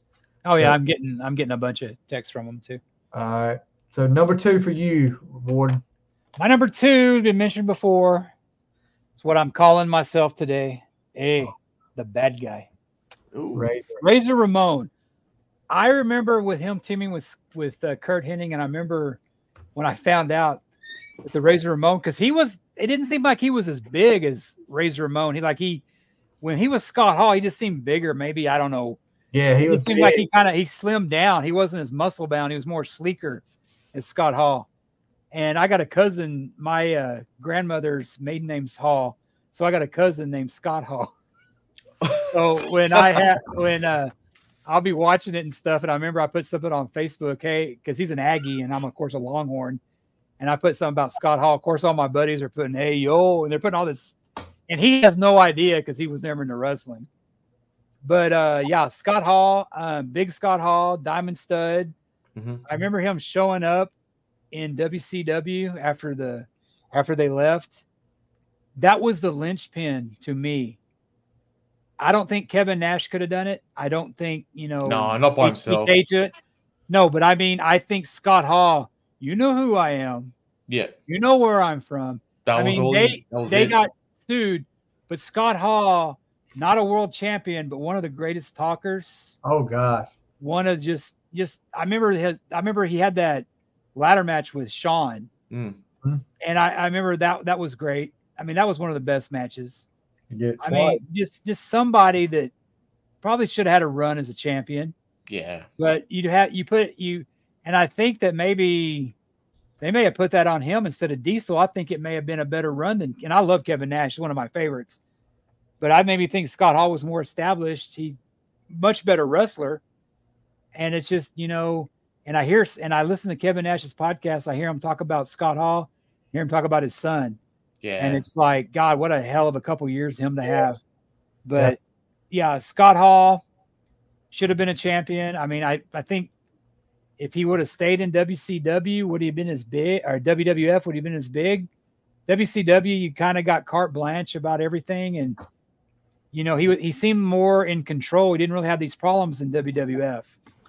But in WCW, he was well able to do everything. But I think he would have had a better chance in WCW. I think at the time in WWF, you had Shawn, you had Brett, Stone Cold was coming up. He should have got it in WCW, especially when they had the Wolfpack and the black and white. Well, he was responsible for Sting's biggest gimmick, for the Crow gimmick. Yeah, he's the one that told Sting, "You'll like this." Jim Brett just said, "Longhorns have short members." Talking about Texas. They won today. Yeah, they did. They did. Oklahoma didn't know. Did they lose? Yes, they did. That's my team. Oklahoma Sooners? Well, just because of Jim Ross. Over. Stevie, I got to go. This podcast is over. Got a freaking stir in the building. No, but the one thing about Scott Hall, he was so funny. There was a part on when they were doing the NWO thing. It was Six-Pac, Nash, and Hall, and they're effing with the Steiner brothers. And there's somebody filming it, and they act like they run them off the road, and you see the Steiner car flip, and you hear Scott Hall, "Hey man, you think we should stop?" Like, hell no, let's get out of here. See, he was another one on the mic like Jake the Snake. He didn't have to yell. He didn't have to go off the handle. You just believed him as a heel on the mic, even as Razor. But Razor was like, even a heel, he was cool. Yeah. I mean, when the NWO, they were supposed to be these biggest bad guys. People, when they came into WCW, they loved them. Yep. And when Hogan turned, they loved it. I mean, that was the way wrestling was changing. They were totally, it was almost like glam metal, getting rejected by the grunge bands. It's like, we don't want this, kayfabe crap anymore. We want, in your face, and stuff like that. So I like when he used to give his chains to the ring announcer. Yeah. If something happened to this, something happened to you, man. and the toothpick, yeah. Yeah. What about the survey though? Another win for the good guy. Yeah. Yep. But the NWA, man, or the NWO, it got too many people. I mean, when you have Disco Inferno and who's that other guy? Who's that one guy that Buff Bagwell? I'm like, come on, dude, Buff Bagwell. Buff okay, I could take Buff as an NWO guy, but when you get like, Mike Rotunda was in there, and then the NWO Sting guy, and then But when you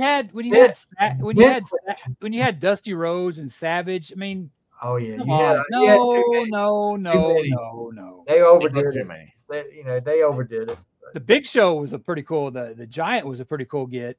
Oh, but they should have stopped it. He had a baby face so many times. Yeah. He still did that in WWE. It's like Baby Doll. She turned on how many times she turned on Dusty? I don't know.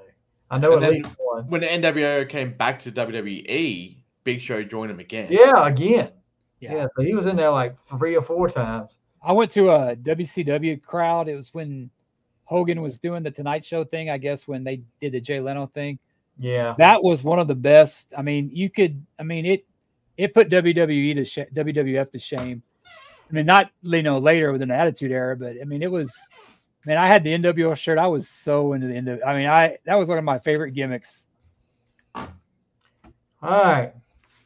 Number 2 for you, Pennachio. Cool. So we may start doubling up here, but that's okay. It's how it's meant to be. But we've gone through him once already, I believe. And for the second time, and that's Owen Hart. Yeah. Same as William Regal. He's won everything. Yeah. Carried his slammies around. Oh yeah, that was great. Yeah. Yeah. Him and Brett, especially when they went up against each other, he could have won it easily. Just because you look at a champion, it's who should be the face of the company, who everyone wants to go after. And Owen as the heel, 100%, he could have done it. Would have been better than Bob Backlund, I think. Yeah. Oh yeah. Yeah. Oh yeah. Look how fast they took it off him and put it on Diesel. Hey, beat him what, like 30 seconds. Yeah. Yeah, because I saw that. I saw that here when he did that thing and got, win that. Then like 5 days later, he lost to Diesel. I'm like, what the hell? Didn't he? Is that how the Sheik won it over Backlund? Someone threw the towel in. Yeah, Arnold Scaling, who was Yeah. Backlund's manager. Yeah. So, Yeah. but no, I think Owen today is the biggest what if. Yeah. Him and Magnum. I'd put Magnum. Yeah. Those two, yeah. Yeah, those two would be Magnum's a little before your time, but I think Owen is the Magnum of like your of my time. Yeah. Yeah, because Owen would have been great. He was, I mean, I don't know. I hate to hear that, man, because it's kind of like that Kenny Chesney song, "Where You'd Be Today." I mean, it's just like, like when I think about somebody, that's a song. I mean, you hear his name, it's because he's passed away, but that's the first thing you think of. It shouldn't have happened. What happened to Owen? It could have been prevented. It's like, it's like a Jimi Hendrix, a Kurt Cobain. What would they have done? So young. Exactly. But no, Owen is my second. Like, he's done it all. So yeah. All right. And that tribute they did to him, man, that was sad. I mean, it was that whole tribute show. You hear, just seems like a hell of a good guy. It just sucks when that happens. I don't think, and I honestly think, when you hear all the stories they told from him that night, even somebody like Triple H in China, they were in tears. He had to be a good guy, no doubt about it. I think Jeff Jarrett said on his podcast, because they were really good friends. Yeah, they were. Jeff was coming out the next match, and they're wheeling him out, and Jeff goes, "He's blue. He's gone. He has to be." Yep. And like I said, how do you? Okay, so just think about that. How do you do that after you just watch one of your friends get wheeled by, and you're thinking he's dead? It's part of being a professional. You have to. But it's not like you're going to the same town where he passed away. You're in that. You're in 16 by 16 ring, that little square. Yeah. But I mean, it's what those guys do. I mean, it's. But as you said, with that footballer, that thank goodness he survived last year. If that happens today in wrestling or even football, you cancel it, or do you just take it away? Think about that. You kind of think about that though, because I mean, there've been wrestlers like Ted DiBiase's dad died. Yeah. Dory Funk Sr. died. I mean, Rey Mysterio did that to someone too. Not his fault. Yeah. He did the 619, hit him in the head, and he collapsed and he died in the ring. I was thinking about 4 or 5 years ago now. Really? Yeah. It was before he came back to WWE the last time. I tell you, I used to love boxing as a kid, and I remember watching Ray Boom Boom Mancini. Boom Mancini, I remember. It was on ABC. It was like Wild World of Sports. He killed the guy. It did something to me. I can't watch it today. Well, he didn't die in the ring, but he went. It killed him though. It killed him. Yeah. But that was at that age too, where the Rocky movies and referees now, especially after that, would not let that get to that point anymore. That's why they clamp down on it, because of stuff like that. But okay. Number one, and I know it's going to be a shocker for numero uno. Oh, this is the one I thought your number 4 was going to be your number 1, so I'm going to be surprised. Really? Yeah. Who was your number 4, Stevie? Scott Hall. Okay. No, Worden knows who my number 1 is. And definitely. I'm representing right here. I didn't say it. Yeah. JJ Dillon. Yeah, JJ Dillon. Yeah. Yeah, after some of them War Games matches JJ was in, I don't think JJ wants to. And even after that night, Nikita and Dusty beat the crap out of him. He'd rather work in a prison. It's safer. Yeah, but yeah, Double A, the enforcer. And I'm kind of surprised. We kept going up to 5, and there's obviously one missing on our list, on your list. It's missing on my list too. Mm-hmm. And I thought that one would have been on the list, but I won't say anything because Jack, it may be on Jack's list. But I was thinking, is Double A going to be on there? So sure enough, yeah. Yeah, for sure. Yeah. For sure. I mean, he got like you talk about Scott Hall getting one title shot. I think Arn actually got one title shot against Barry Windham for the NWA championship. And even that was just a setup for Flair to go after Wyndham. Wyndham had the title, right? Didn't he win the NWA title? Wyndham had it for a short while. 10 pounds of gold. Right. I was thinking, oh yeah, Wyndham was like, no, he was a champion. Okay, that's right. He won it right before Flair came back from WWF. That's right. Yeah. And Flair and Arn were babyface. And then that's when they had Pretty Paul Roma as one of the 4 horsemen. And I don't care what they say. He might as well have Barry Horowitz on there. He was the worst horseman ever. That's a talking point. I don't know about that. Yeah. I would say Sid Vicious is the worst horseman. Yeah. Of all time. Yeah, we need to go back. Sorry, pal, we're live when he was doing that promo. Well, I mean, Sid.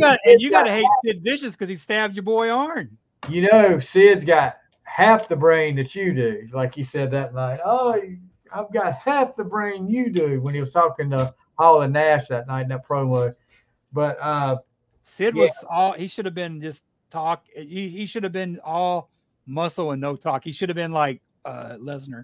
Just shut up. Yeah, shut up. Just let other people talk for you because but Arn did it all. Arn won TV championships.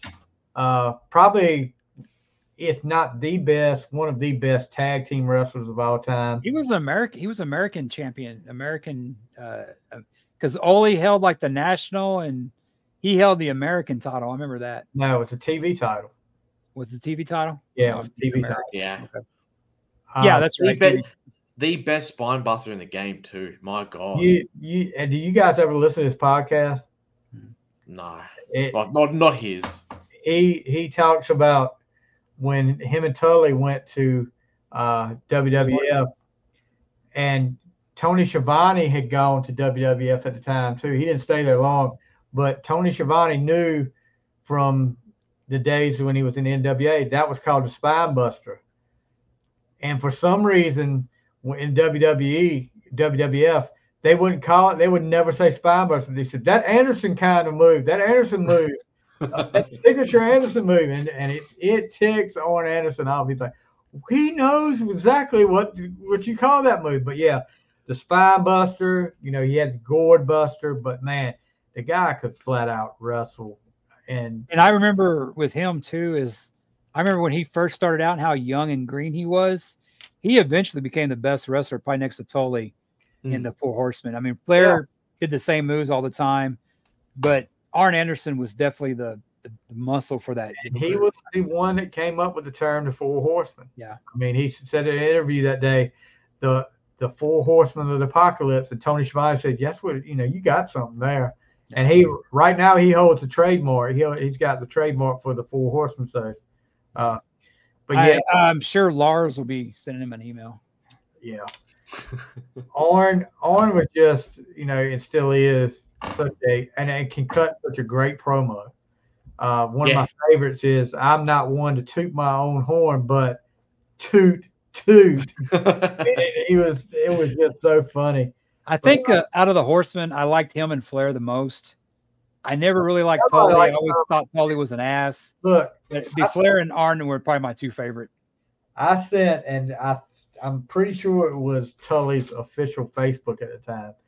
And I sent him a message. I said, man, I hated you when I was a kid. And his response back was, I was shocked when I got a response back about a month later. He was like, good. That means I did my job then. Yeah. So, but yeah, Arn, doesn't get enough credit. They called him the enforcer for a reason. Yeah. He took care of So Flair. what happened to him? Why did he end his career? He got hurt somehow, right? He had some issues with his arm and his neck. Gotcha. He said he was lifting weights and couldn't feel it one day, and he had to drop it. And the doctors told him that if he kept on, he was going to eventually, paralyzed. But I'll tell you this: one of the most impressive things I saw was WrestleMania 18, Flair and Undertaker, and Arn sneaks down to the ring and gives the Undertaker a heck of a spine buster. Easily his top 5 spine, but he came from under the ring, did he? No, from the crowd or something. He got down. He came down to ringside because they did one of his shows, and Brock was talking about he was up in one of the luxury boxes watching as a kid, and he saw a little. He said, "I saw a little. It looked like a little ant figure going out to the ring." And all of a sudden, I look up on the monitor, and there he is giving the Undertaker a spine. I was like, "That's my dad." He said, "That's kind of when it hit me that." That was timed so well because he kind of struggled to get in a little bit in the ring. I thought he was going to miss it, but he got Taker up. That's right. Picked him up. Boom. Yeah. So Arn now is no longer with AEW or Brock. Yeah. Brock, his son either. Yeah. And Arn had been waiting around, I guess, to see what they were going to do with Brock. And now Arn is no longer with AEW. So we'll see where he ends up. Hopefully somewhere soon.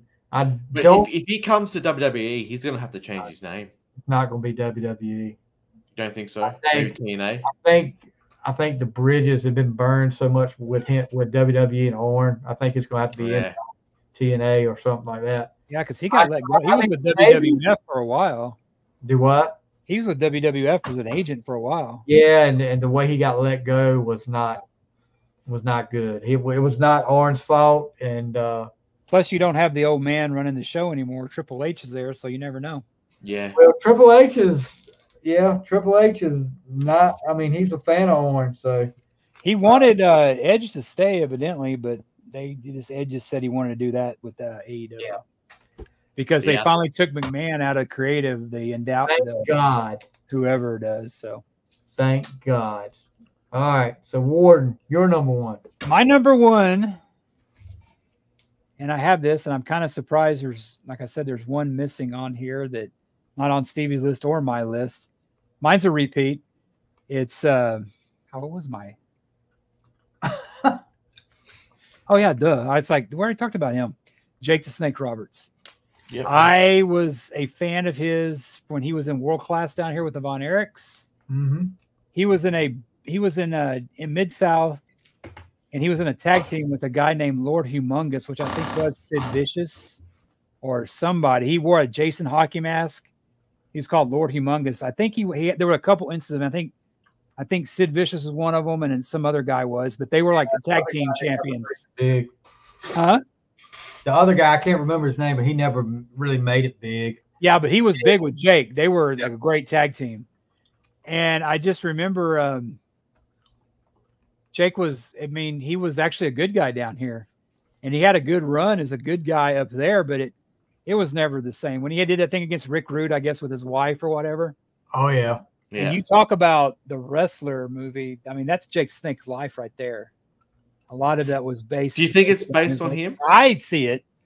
I mean, it could have been based on a lot of them, like Ric Flair never knowing when to give up, and a lot of them. But I that story he did with DDP with his redemption. That's a great story.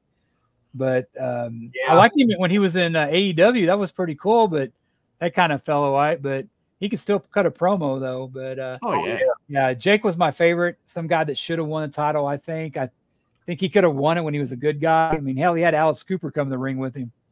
Because he didn't even win the IC title either, did he? No. Not even that. He won I think he won the tag team titles in Mid-South with him. Yeah. That was it. He was big in Georgia because he was actually in the original Legion of Doom, Paul Ellering. Yeah, with the Road Warriors, him and his his dark side of the ring's pretty fucked up. Yes. Not quite as bad as Marty Jannetty's, but I haven't watched that one. I don't know. Like Jake's life, especially for what his father and grandfather and mother. I mean, that's rough. Yeah. But Marty Jannetty, I don't know what to believe. That was his own choices, though. Yes. Marty Jannetty's got some issues, bud. You ever follow him? That was the best thing to get rid of Shawn Michaels. That's probably the best thing that happened to Shawn Michaels is them breaking away. Because I think he probably would have dragged Shawn Michaels down. Definitely. You know when they break up a team and sometimes you think, oh, they pushed the wrong guy. Like they did the best thing. That was one of the best. That's next to the Hogan turn. That's one of the best heel turns. Yeah. And that heel turn was here in San Antonio where he's from. Oh, wow. Okay. Yeah. Can you imagine if they did the opposite and pushed Marty? What they did, Shawn? I just think Shawn just had more shit together. I think when they got in trouble, a lot of it sounds like it was Marty. Like, because they were up in WWF for a while and they got kicked, they got fired. Yeah, if you watch the Dark Side, a lot of the times, like Shawn wanted to go home and Marty's like, no, let's go out. And then Shawn's like 20 drinks deep. So it was always Marty who's Marty the partier. Yeah, Marty the partier. And then the whole thing with, I think Marty had contacted WCW without asking Shawn when they were still the Rockers. Yeah. And he was like, what are you doing? You know, I'm not going anywhere. And anyway, but his social media accounts are pretty wild if you follow him on Twitter. Apparently he doesn't have social media. He hasn't rehabilitated himself like Shawn, huh? Look, Tony Schiavone on his podcast, one of their segments they do is reading Marty Jannetty's Twitter. And it is hilarious to hear them do that. But yeah. All right. We're down to the last one. Jack, you're number one. Should I mix it up a little bit? No, I'm going to go with someone who one of my top 5 favorite wrestlers of all time, and we've spoken about him twice already. It's going to be the trifecta of wrestlers, and that's Scott Hall. It's just a shame that he never became a world champion. I think it's one of the biggest mistakes, especially in WCW. Not even one, because if he won it, then every original NWO member won the title. And it just never happened. How? I don't know. But maybe he was too much of a nice guy. X-Pac never did. No, I'm just talking about the original, just the first 3. Oh, those 3, okay. Yeah. But maybe he was just such a great guy backstage. And I said, Scott, we're going to give it to you. Scott's like, you know what? I don't need it. You know? But, I think his biggest thing was his best friend, Kevin Nash. I think when Vince McMahon saw Kevin Nash, he fell in love with that. That's his type of wrestler. Yeah. And he just pushed Scott Hall to the side. I think Scott Hall would have done it if it weren't for Kevin Nash. But I could be wrong. You know, I don't want to. No, it's a fair thing. Like, what if Kevin never went to WCW? Yeah. Made more Ninja Turtle movies. Yeah. Shredder, Super Shredder. Here's the thing that I don't get though. We talked a little bit about when I was talking about him earlier about when he was Big Scott Hall in AWA. Why in the wide world of sports would you put the title on him in the AWA? He had the look, and they liked. Because Kurt Hennig was there, that's why. No, but Kurt Hennig didn't get the belt till after Scott Hall left. Yeah. Okay. Yeah. Well, because Nick Bockwinkel was there. Yeah, I mean, freaking Nick Bockwinkel. I'm sorry, God rest his soul, and he was. That's Vern Gagne. That's Vern Gagne's what he did, though. But you got Nick Bockwinkel. I agree. Looking like he's 60 years old. And first thing the AWA messed up, they could have had, and me and Jack talked about this. I was telling Jack about this earlier in the week. They could have had Hulkamania there. Mm-hmm. And if they put the belt on Hogan, but no, they kept it on Bockwinkel. It wouldn't have been the same without Vince. I'm sorry. I mean, I know that, but you had. Oh, I know. Crowd was getting into the whole Hulk Hogan thing in AWA. I agree. But it wouldn't have been as big without Vince, I think. You put it on freaking, let's see, Bockwinkel had it. Stan Hansen had it. Rick Martel had it. But not Scott Hall. That's why they went under. They didn't make the best decisions. Exactly. That's why you go under. Wasn't Orndorff up there too for a while? But I think what the AWA had the biggest thing is that people didn't like because it was too damn cold. I mean, you got New York, but you got Minnesota. I mean, New York, it's the Big Apple. Minnesota, who wants to go up there? You know where the AWA was? Yeah, it was like very cold. How didn't they succeed though when they had a deal with ESPN that showed? Yeah, exactly. Because they rather put people like Buddy Rose out there. Buddy Rose and Doug Summers are the tag team champions. And Pennachio, if you look them up, Rock and Roll Buck Zumhofe, that a winner that guy was. Yeah, he's like he's locked up in the same cell as Steve Cornell. But damn. I'd take Rockers. They had the Midnight Rockers there. Before they were the Rockers. And who was that weird looking Russian dude? Boris Zukov. What was up with that head, man? I was talking about a bald head. He was actually in Mid-Atlantic. He was like Private Terry Daniels. Then you had one of the top guys was a bad guy. He was pro apartheid, Colonel De Beers. He had the big feud with Jimmy Snuka. Hell, they had Slaughter at one time too. Yeah, they had a lot of people there. But another thing that hurt AWA was nepotism. He would put the belt on his son. His like 15-pound son. Yeah, Greg Gons going up against. He's going to go against Hawk from the Road Warriors. Yeah, he's going to win. And then they had the Road Warriors there. Freebirds. The Road Warriors were the AWA tag team champions, and then they take it off and put it on Gorgeous Jimmy Garvin and Steve Regal. That was the team that beat the Road Warriors. So, but yeah, so that's our top 5 wrestlers that never won a world. I'm really, really surprised that there's one big omission that almost made my list. Oh, I've got some. We got honorable mentions. But I think this is the biggest one though. I think who? Piper. I had him. He was close. I could have swapped him. I could have swapped him for Jake. Yeah, Piper's like, I don't know. He's kind of like DiBiase and Flair for me. He's gone down in my personal, I guess, feelings about him. Yeah. Because of the crap he did, like when he went after Stone Cold, that stuff he did right before he died. I mean, it just sucks that he didn't make it up, but man, he got crazy there at the end. But I mean, you talk about somebody that, Hogan tried to make the movies. Piper was one that really, I think, him and then another one, Ventura, Jesse Ventura, probably more known for their movies than they are for their wrestling career. But there was nobody bigger than Piper when he was a heel in the mid 80s, like with WrestleMania and stuff like that. It wouldn't have worked with Hogan and T without Piper and Orndorff, especially Piper. All right. So are we going to do some of the honorable mentions, or we're going to save them? Save them. Save them? Make them wait. I will say one, though. I was close because it won't make it, but Dustin Rhodes. Not Goldust. Add Dustin. Yeah, Dustin, yeah. I would say Piper and Ventura. Ventura is one of my kind of my favorite. He did a lot for the color commentary stuff. Yes. Well, there was 2 others we talked about, but I won't mention them because we're going to save them for. We can do. I mean, we already mentioned them. You can mention them. I said one. Jay said one. You can say one. Yeah. Okay. What about Tully? Yeah, I always look at Tully as a tag team guy. I kind of look at him as Arn, but I get your thing with Arn too. Yeah. Tully won. Tully had TV championships. Tully had national championships. Tully had U.S. championship.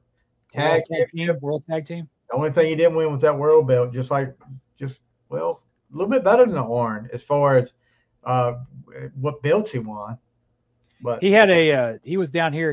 His dad, of course, ran the Southwest Championship Wrestling, and he was tag teams with another guy that Gino Hernandez, who, Jack, if you never heard of Gino, you ought to Google him. Yeah, Gino. I remember the day he died. And it killed me because I remember it was the Flair, Chris Adams and him. He had blinded Chris Adams with it's like, oh my God, did Chris Adams kill him? And just crap like that, man. Yeah. But there's just something about, for every Flair and Hogan you got to have a Razor Ramon. You got to have a Arn Anderson. You got to have that person that puts that champion over. I mean, Ronnie Garvin, should he have ever had the title? No. I would have put it on Arn Anderson before, turned on Flair, went after, won the title instead of Ronnie Garvin. I would have done it if I booked it. So. Well, the rumor is that Garvin wasn't the first one they approached about that belt, about carrying the belt, being the transitional champion. Who was it? Ricky Morton. There's a picture. Yeah, I can see that. There's a picture of Morton holding the belt backstage where he won the belt, but they told him that if he was going to keep the belt, they would have to split the Rock and Roll Express up, and Morton wouldn't do it. Mm. He I don't know which podcast he was on, Ricky Morton. Maybe it was Flair or something, and Flair always asked him, why didn't you do that? And he said he always felt an obligation to Robert. He was on Jazz one time. Was it because it might have been Jericho's podcast? Yeah. Robert wouldn't have had the career without Ricky. Yeah.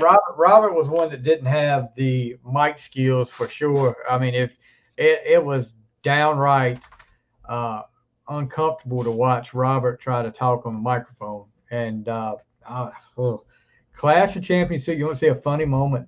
Clash of Champions 2, the return of the Rock and Roll Express, they left and came back, and they're getting introduced, and they're at ringside, and Robert's walking, about bust his ass right there in front of the national television. I'm like, oh my gosh! But there's a lot we could talk about, with these guys, Rock and Roll Express, stuff like that. Do profiles, episodes of certain ones, and talk about it. But tonight has been a good night for the Triple Threat main event, the debut episode. Before we go, though, if you're a local to me, and these guys are not local to me, so they won't be there, next Saturday. Stevie's stripping. No. That would be a worldwide event there. Next Saturday at Runit Rapids, North Carolina, where they got the Rage Wrestling Warriors. They return to Runit Rapids. I'll be there at ringside filming. Just to tell you the card, so the three main matches of the Genesis Lightweight Championship, or Cruiserweight, whatever you want to call it. Wes Rogers versus champion Austin Shadows. Then you got the tag team championship match. It's a three-way match with Dos Legit versus the Geordie Bulldogs. Dos Legit, I like that. Versus Radical City Kings. Ooh, that sounds nice. So then the heavyweight championship, Dirty Money defends against Dwayne Allen. So bell time is 7 o'clock. Who's Dirty Money? You're thinking of Beer Money. No, I'm thinking of something else. Who is it? He's a independent guy. He's up in the Washington D.C. area. I know Beer Money. Dirty Money does sound familiar though. Okay. Yeah, I don't think he's ever been on like any main show, thing like that. Maybe I've heard it on a wrestling podcast. Are you going to be out? Are you going to be out with the bikini, Steve, and talk about the different rounds? Of course. The UFC girl, the Steve girl. That's what I do every show, though. What are you talking about? Well, that's how they get them. That's how they get the crowd sold out, man. Yeah, exactly. Well, bring that in there, bud. Yeah. But if you want floor tickets, they're $15. Adults, $10. Children, $5. But be sure to be there for a good charity. It's a charity event for the Christmas for Kids that the Runit Rapids Police Department put on. This is a yearly thing now. So I will be there ringside. I've only missed one. When is it? It is next Saturday night.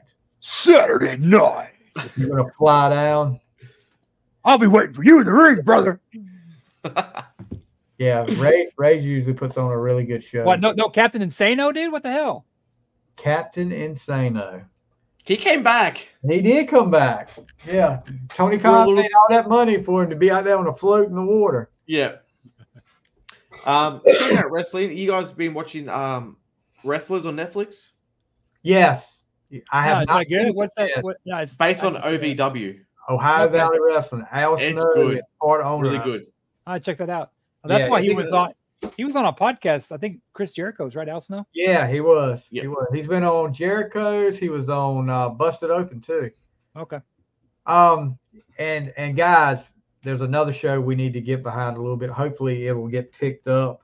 I don't know if you guys watched it or not. Heels, which was on Stars, had 2 seasons, and Stars pretty much told them, we're not going to bring you back this year, even though they were talking about the ratings were down for it, but they couldn't promote it because of the writers' strike and all this stuff.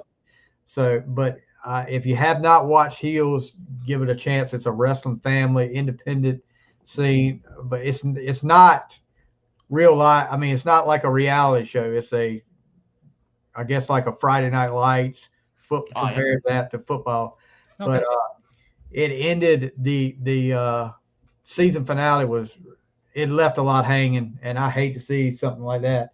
That sucks though, because the strike's over. So yeah, and it's a good show. It's got some guys you would recognize. CM Punk and was actually on there. James Harrison from the Steelers played a wrestler the first season. well, that's enough reason for me not to watch it. Exactly, because no Cowboy would make it.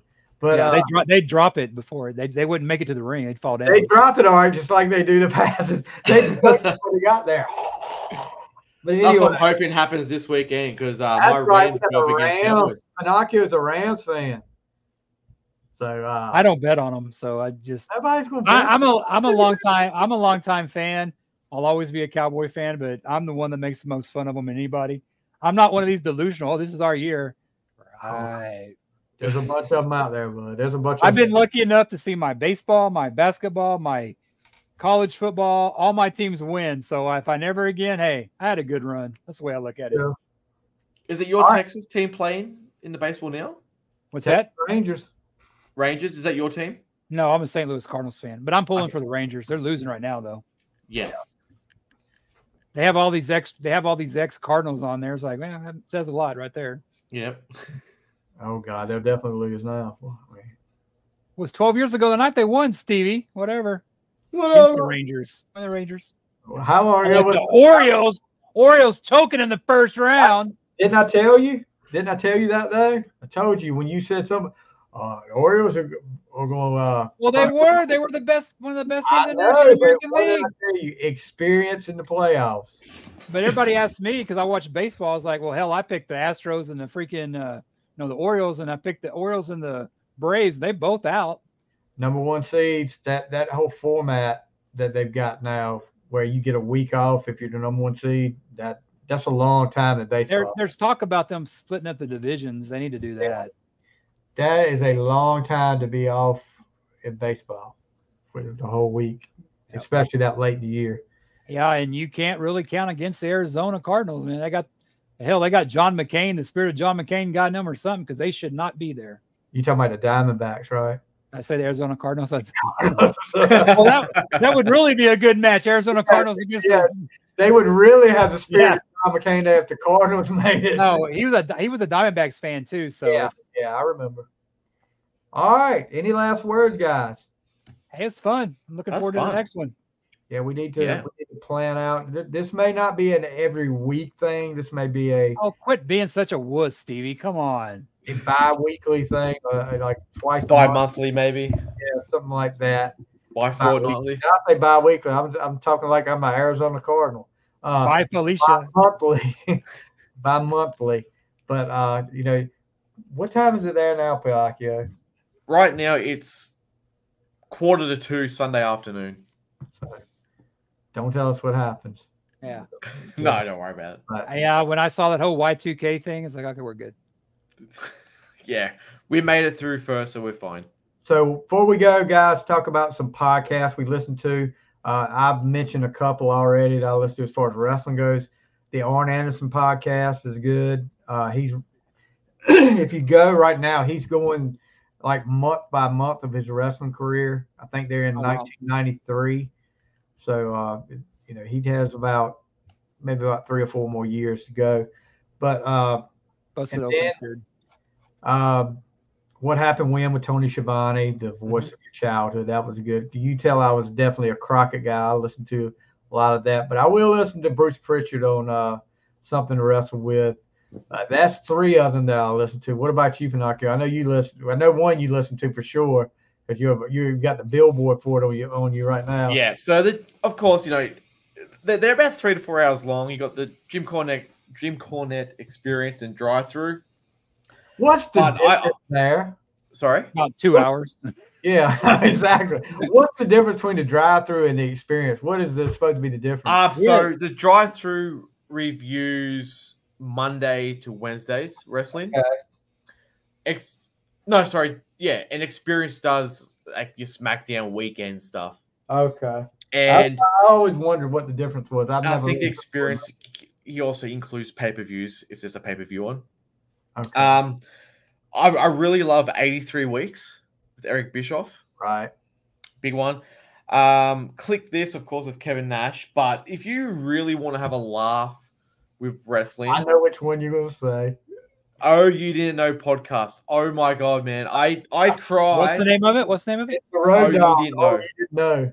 Oh, okay. Him and Cassio Kid, man. I no joke. I cry in laughter. They're only about 90 minutes. It takes me 3 hours. I'm just rewinding and rewinding. But yeah.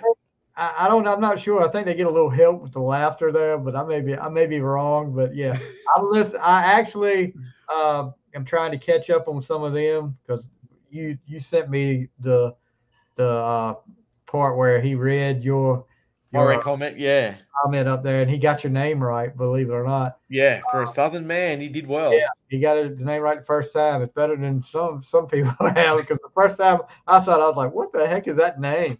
But there's a lot of wrestling podcasts out there. Yeah, They're my main ones. The Conrad Thompson ones I like. The 300 he co-host or what? Yeah, Grilling JR is good. Lately, they've been playing a lot. You guys may remember. He did his thing. His call. I used to call into that show. Yeah, back in the early '90s. Jim Ross did a Sunday night thing that I could pick up every once in a while on AM radio. But it was a show where he started off. The bad thing was he started off and it was WCW because he was still working there. Yes. Yep. And then he still had the contract with that. So because this is an Atlanta radio station, and when he went to WWE, he just started bringing the WWE guys on there. And it was but he was still playing like Michael Hayes doing the promos of it. If you want to hear the best in wrestling, you listen right here to Jim Ross. And Sting, he had a Sting went up there the other day. Yeah, he's been playing. I've enjoyed that because I've listened to a lot of them. Yeah. And actually, there was some nights I had to get in my car and listen to it because the car I couldn't pick it up on my regular radio, but it would pick it up in the car. And I like when they have through. I'm waiting to maybe one day hear me up there because I got through once up there. I like when they have like a heel co-host and like a little kid will call up and he'll like, your question's shit, go to bed. Next. Terry Taylor, that when he wanted to be called Terrence. Yeah, that was a good one. Yeah. And all these kids were calling him going, "Hey Terry," and he was like Terrence, and every one of them was, and they were doing it on purpose. "Hey Terry, Terrence." Click. Yeah. But then they had one the other day with. Did you hear I don't know if you listened to one with the Wizard. It was Bruce Pritchard. It was Bruce. Yeah, it was Bruce Pritchard, and he was talking about how stupid the people in West Virginia were. And I was like, oh, okay. But some little kid called and goes, "Aren't you Bruce?" He goes, "No, I'm the Wizard. Don't you listen?" That kid was pretty smart to figure out with Bruce Pritchard back then. I thought it was at first. I'm like, that sounds like. If you think about it, back then, nobody knew who Bruce Pritchard was. I mean, Brother Love. Bruce Pritchard was. I feel so left out. I don't really listen to wrestling podcasts. You do. You listen to Jericho's. Well, he doesn't really have a lot of wrestlers on there. And kind of when he does, I don't really listen to him. When he has like a rock star on, maybe I do. Yeah. One of my favorite podcasts is not a wrestling thing, but you're going to be kind of shocked that I actually like this guy. I like New Heights with the Kelsey brothers. I think Jason is a cool dude, even though he plays for the enemy. And I like Travis, but, football and, Hey, I like Busted Open. That's probably my go-to, especially playing after a pay-per-view. Isn't that the Taylor Swift football team? Yeah, you playing with a blank space now, Ward. What? We're gonna have bad blood because you're gonna have a blank space for long. They had that shit yesterday that Travis was at the World Series. I was like, why is he there without Taylor? Because he's got a goddamn life too, man. She was probably had to do something that night. That's why he went with her. Yeah, she's the richest woman in America, dude. It's funny how I was watching the game against Kansas City last week, and they had Jim Nance there talking to Tony Romo, like talking about the Kelsey thing. It's like, yeah, I lived that, dude. Don't you remember with Jessica Simpson? Jessica Simpson, yeah. Oh, yeah. But yeah, so they're talking about tomorrow. The Kansas City Denver game might be like snowed out. Yeah. Snow. Oh wow, where at in Denver? Denver. Yeah. Wow. Okay. I wonder if Taylor's going to be there for that. No, she's like in Europe on her. She got to do her Europe tour. Oh, because Denver's open stadium, isn't it? Yep. She's on her tour. You know where's she going to be at? Where's she at tonight? She's going somewhere across the seas, and they're going, and he's going to Germany. I guess that game they're going to have in Germany in a couple of weeks. I'm sure she'll show up there. But anyway, I don't know. My thing on the Taylor Swift thing, I don't care. I don't hate her. I'm not a fan of her music. I don't hate her. She pays bonuses out to her staff. Oh, I don't have a problem. That's great. She's a woman that writes her own songs. She's a great inspiration for little girls. I mean, it's like you want her like Nicki. Your daughter's doing Nicki Minaj. You know, come on. Yeah. And what she sings. I'm the same. I'm just not a fan. I mean, I don't hate her, but I mean, I don't know her. I don't hate her. I don't dislike her. I'm just tired of seeing her on football. I am a fan of Travis, though. I thought he did great on Saturday Night Live. I thought he's a great football player, and it's like Jason was giving a bunch of shit. It's like, damn, had they compared your numbers to when she's at the stadium and she's not at the stadium? Yeah, Andy Reid said she can come as long as she wanted. And Jason and Travis Kelce's, I mean, he's a hell of a tight end, man. I mean, he's a great player. You can see Pat Mahomes' wife starting to get cranky now because she's starting to. Is she getting she's jealous? In the back now. She's in the background now. You watch the quarterback show? If anybody should anybody should not like somebody, it should be Mahomes' brother. That guy's a creep.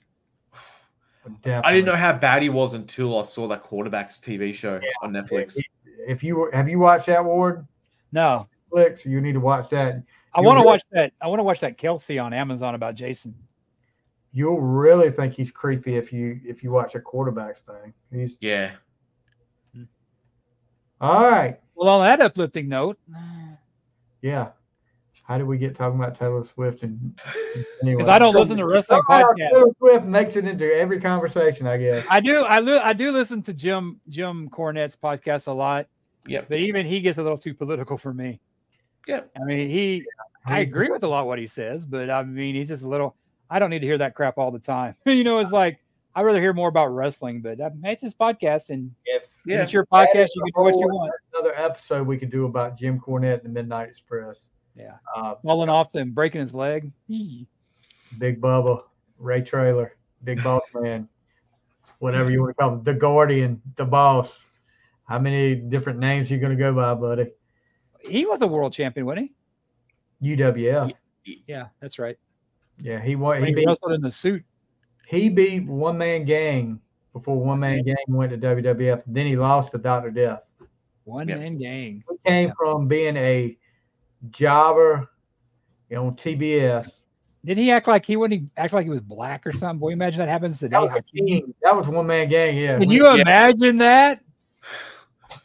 And that Slick, he's like a minister now. Jesus. What was that tag team? They called themselves like Hakeem Twin Towers. Twin Towers, yeah. Well, that wouldn't go over either. Not now, especially Yeah, we need to do a Where Are They Now wrestling. That'd be a good thing. Slick is actually you need a minister? A family. We talked about Rufus R. Jones earlier. Slick is Rufus R. Jones' son. Oh, really? Yes. That's how he got into business. Just don't ask where Virgil is. He'll probably charge you $50 to ask. Virgil or Vincent. Yeah, Virgil's like Gene Simmons, except people pay for the Gene Simmons part. It's bad. It's bad when you're a pawn in both federations against, your name is used in both federations against the other guy. Like Virgil, Dusty Rhodes' real name was Virgil Runnels. Vincent Kennedy McMahon. I mean, so yeah, they just took shots at each other through him. But anyway. All right, guys, that's going to do it for tonight for the first episode of the Triple Threat main event. Next time, look, we're going to do these like every once in a while. It's not, We'll be back tomorrow. Yeah, it is the tomorrow. Monday night main event or Sunday night main event for you. Yeah, so we'll have these on from time to time. Hopefully. Yeah, don't call us. We'll call you. Exactly. And but you guys be thinking about what you want to do next, because I'm up for throw some ideas and get some ideas out there. But that's going to do it for tonight. After a almost 3 hour long, I think we about got to 3 hours. You jinxed it earlier, Warden. But that was 4 hours. We did the top 10. Yeah. Anyway, that's going to do it for tonight, and we'll see you guys next time on the Triple Threat main event. Thank you.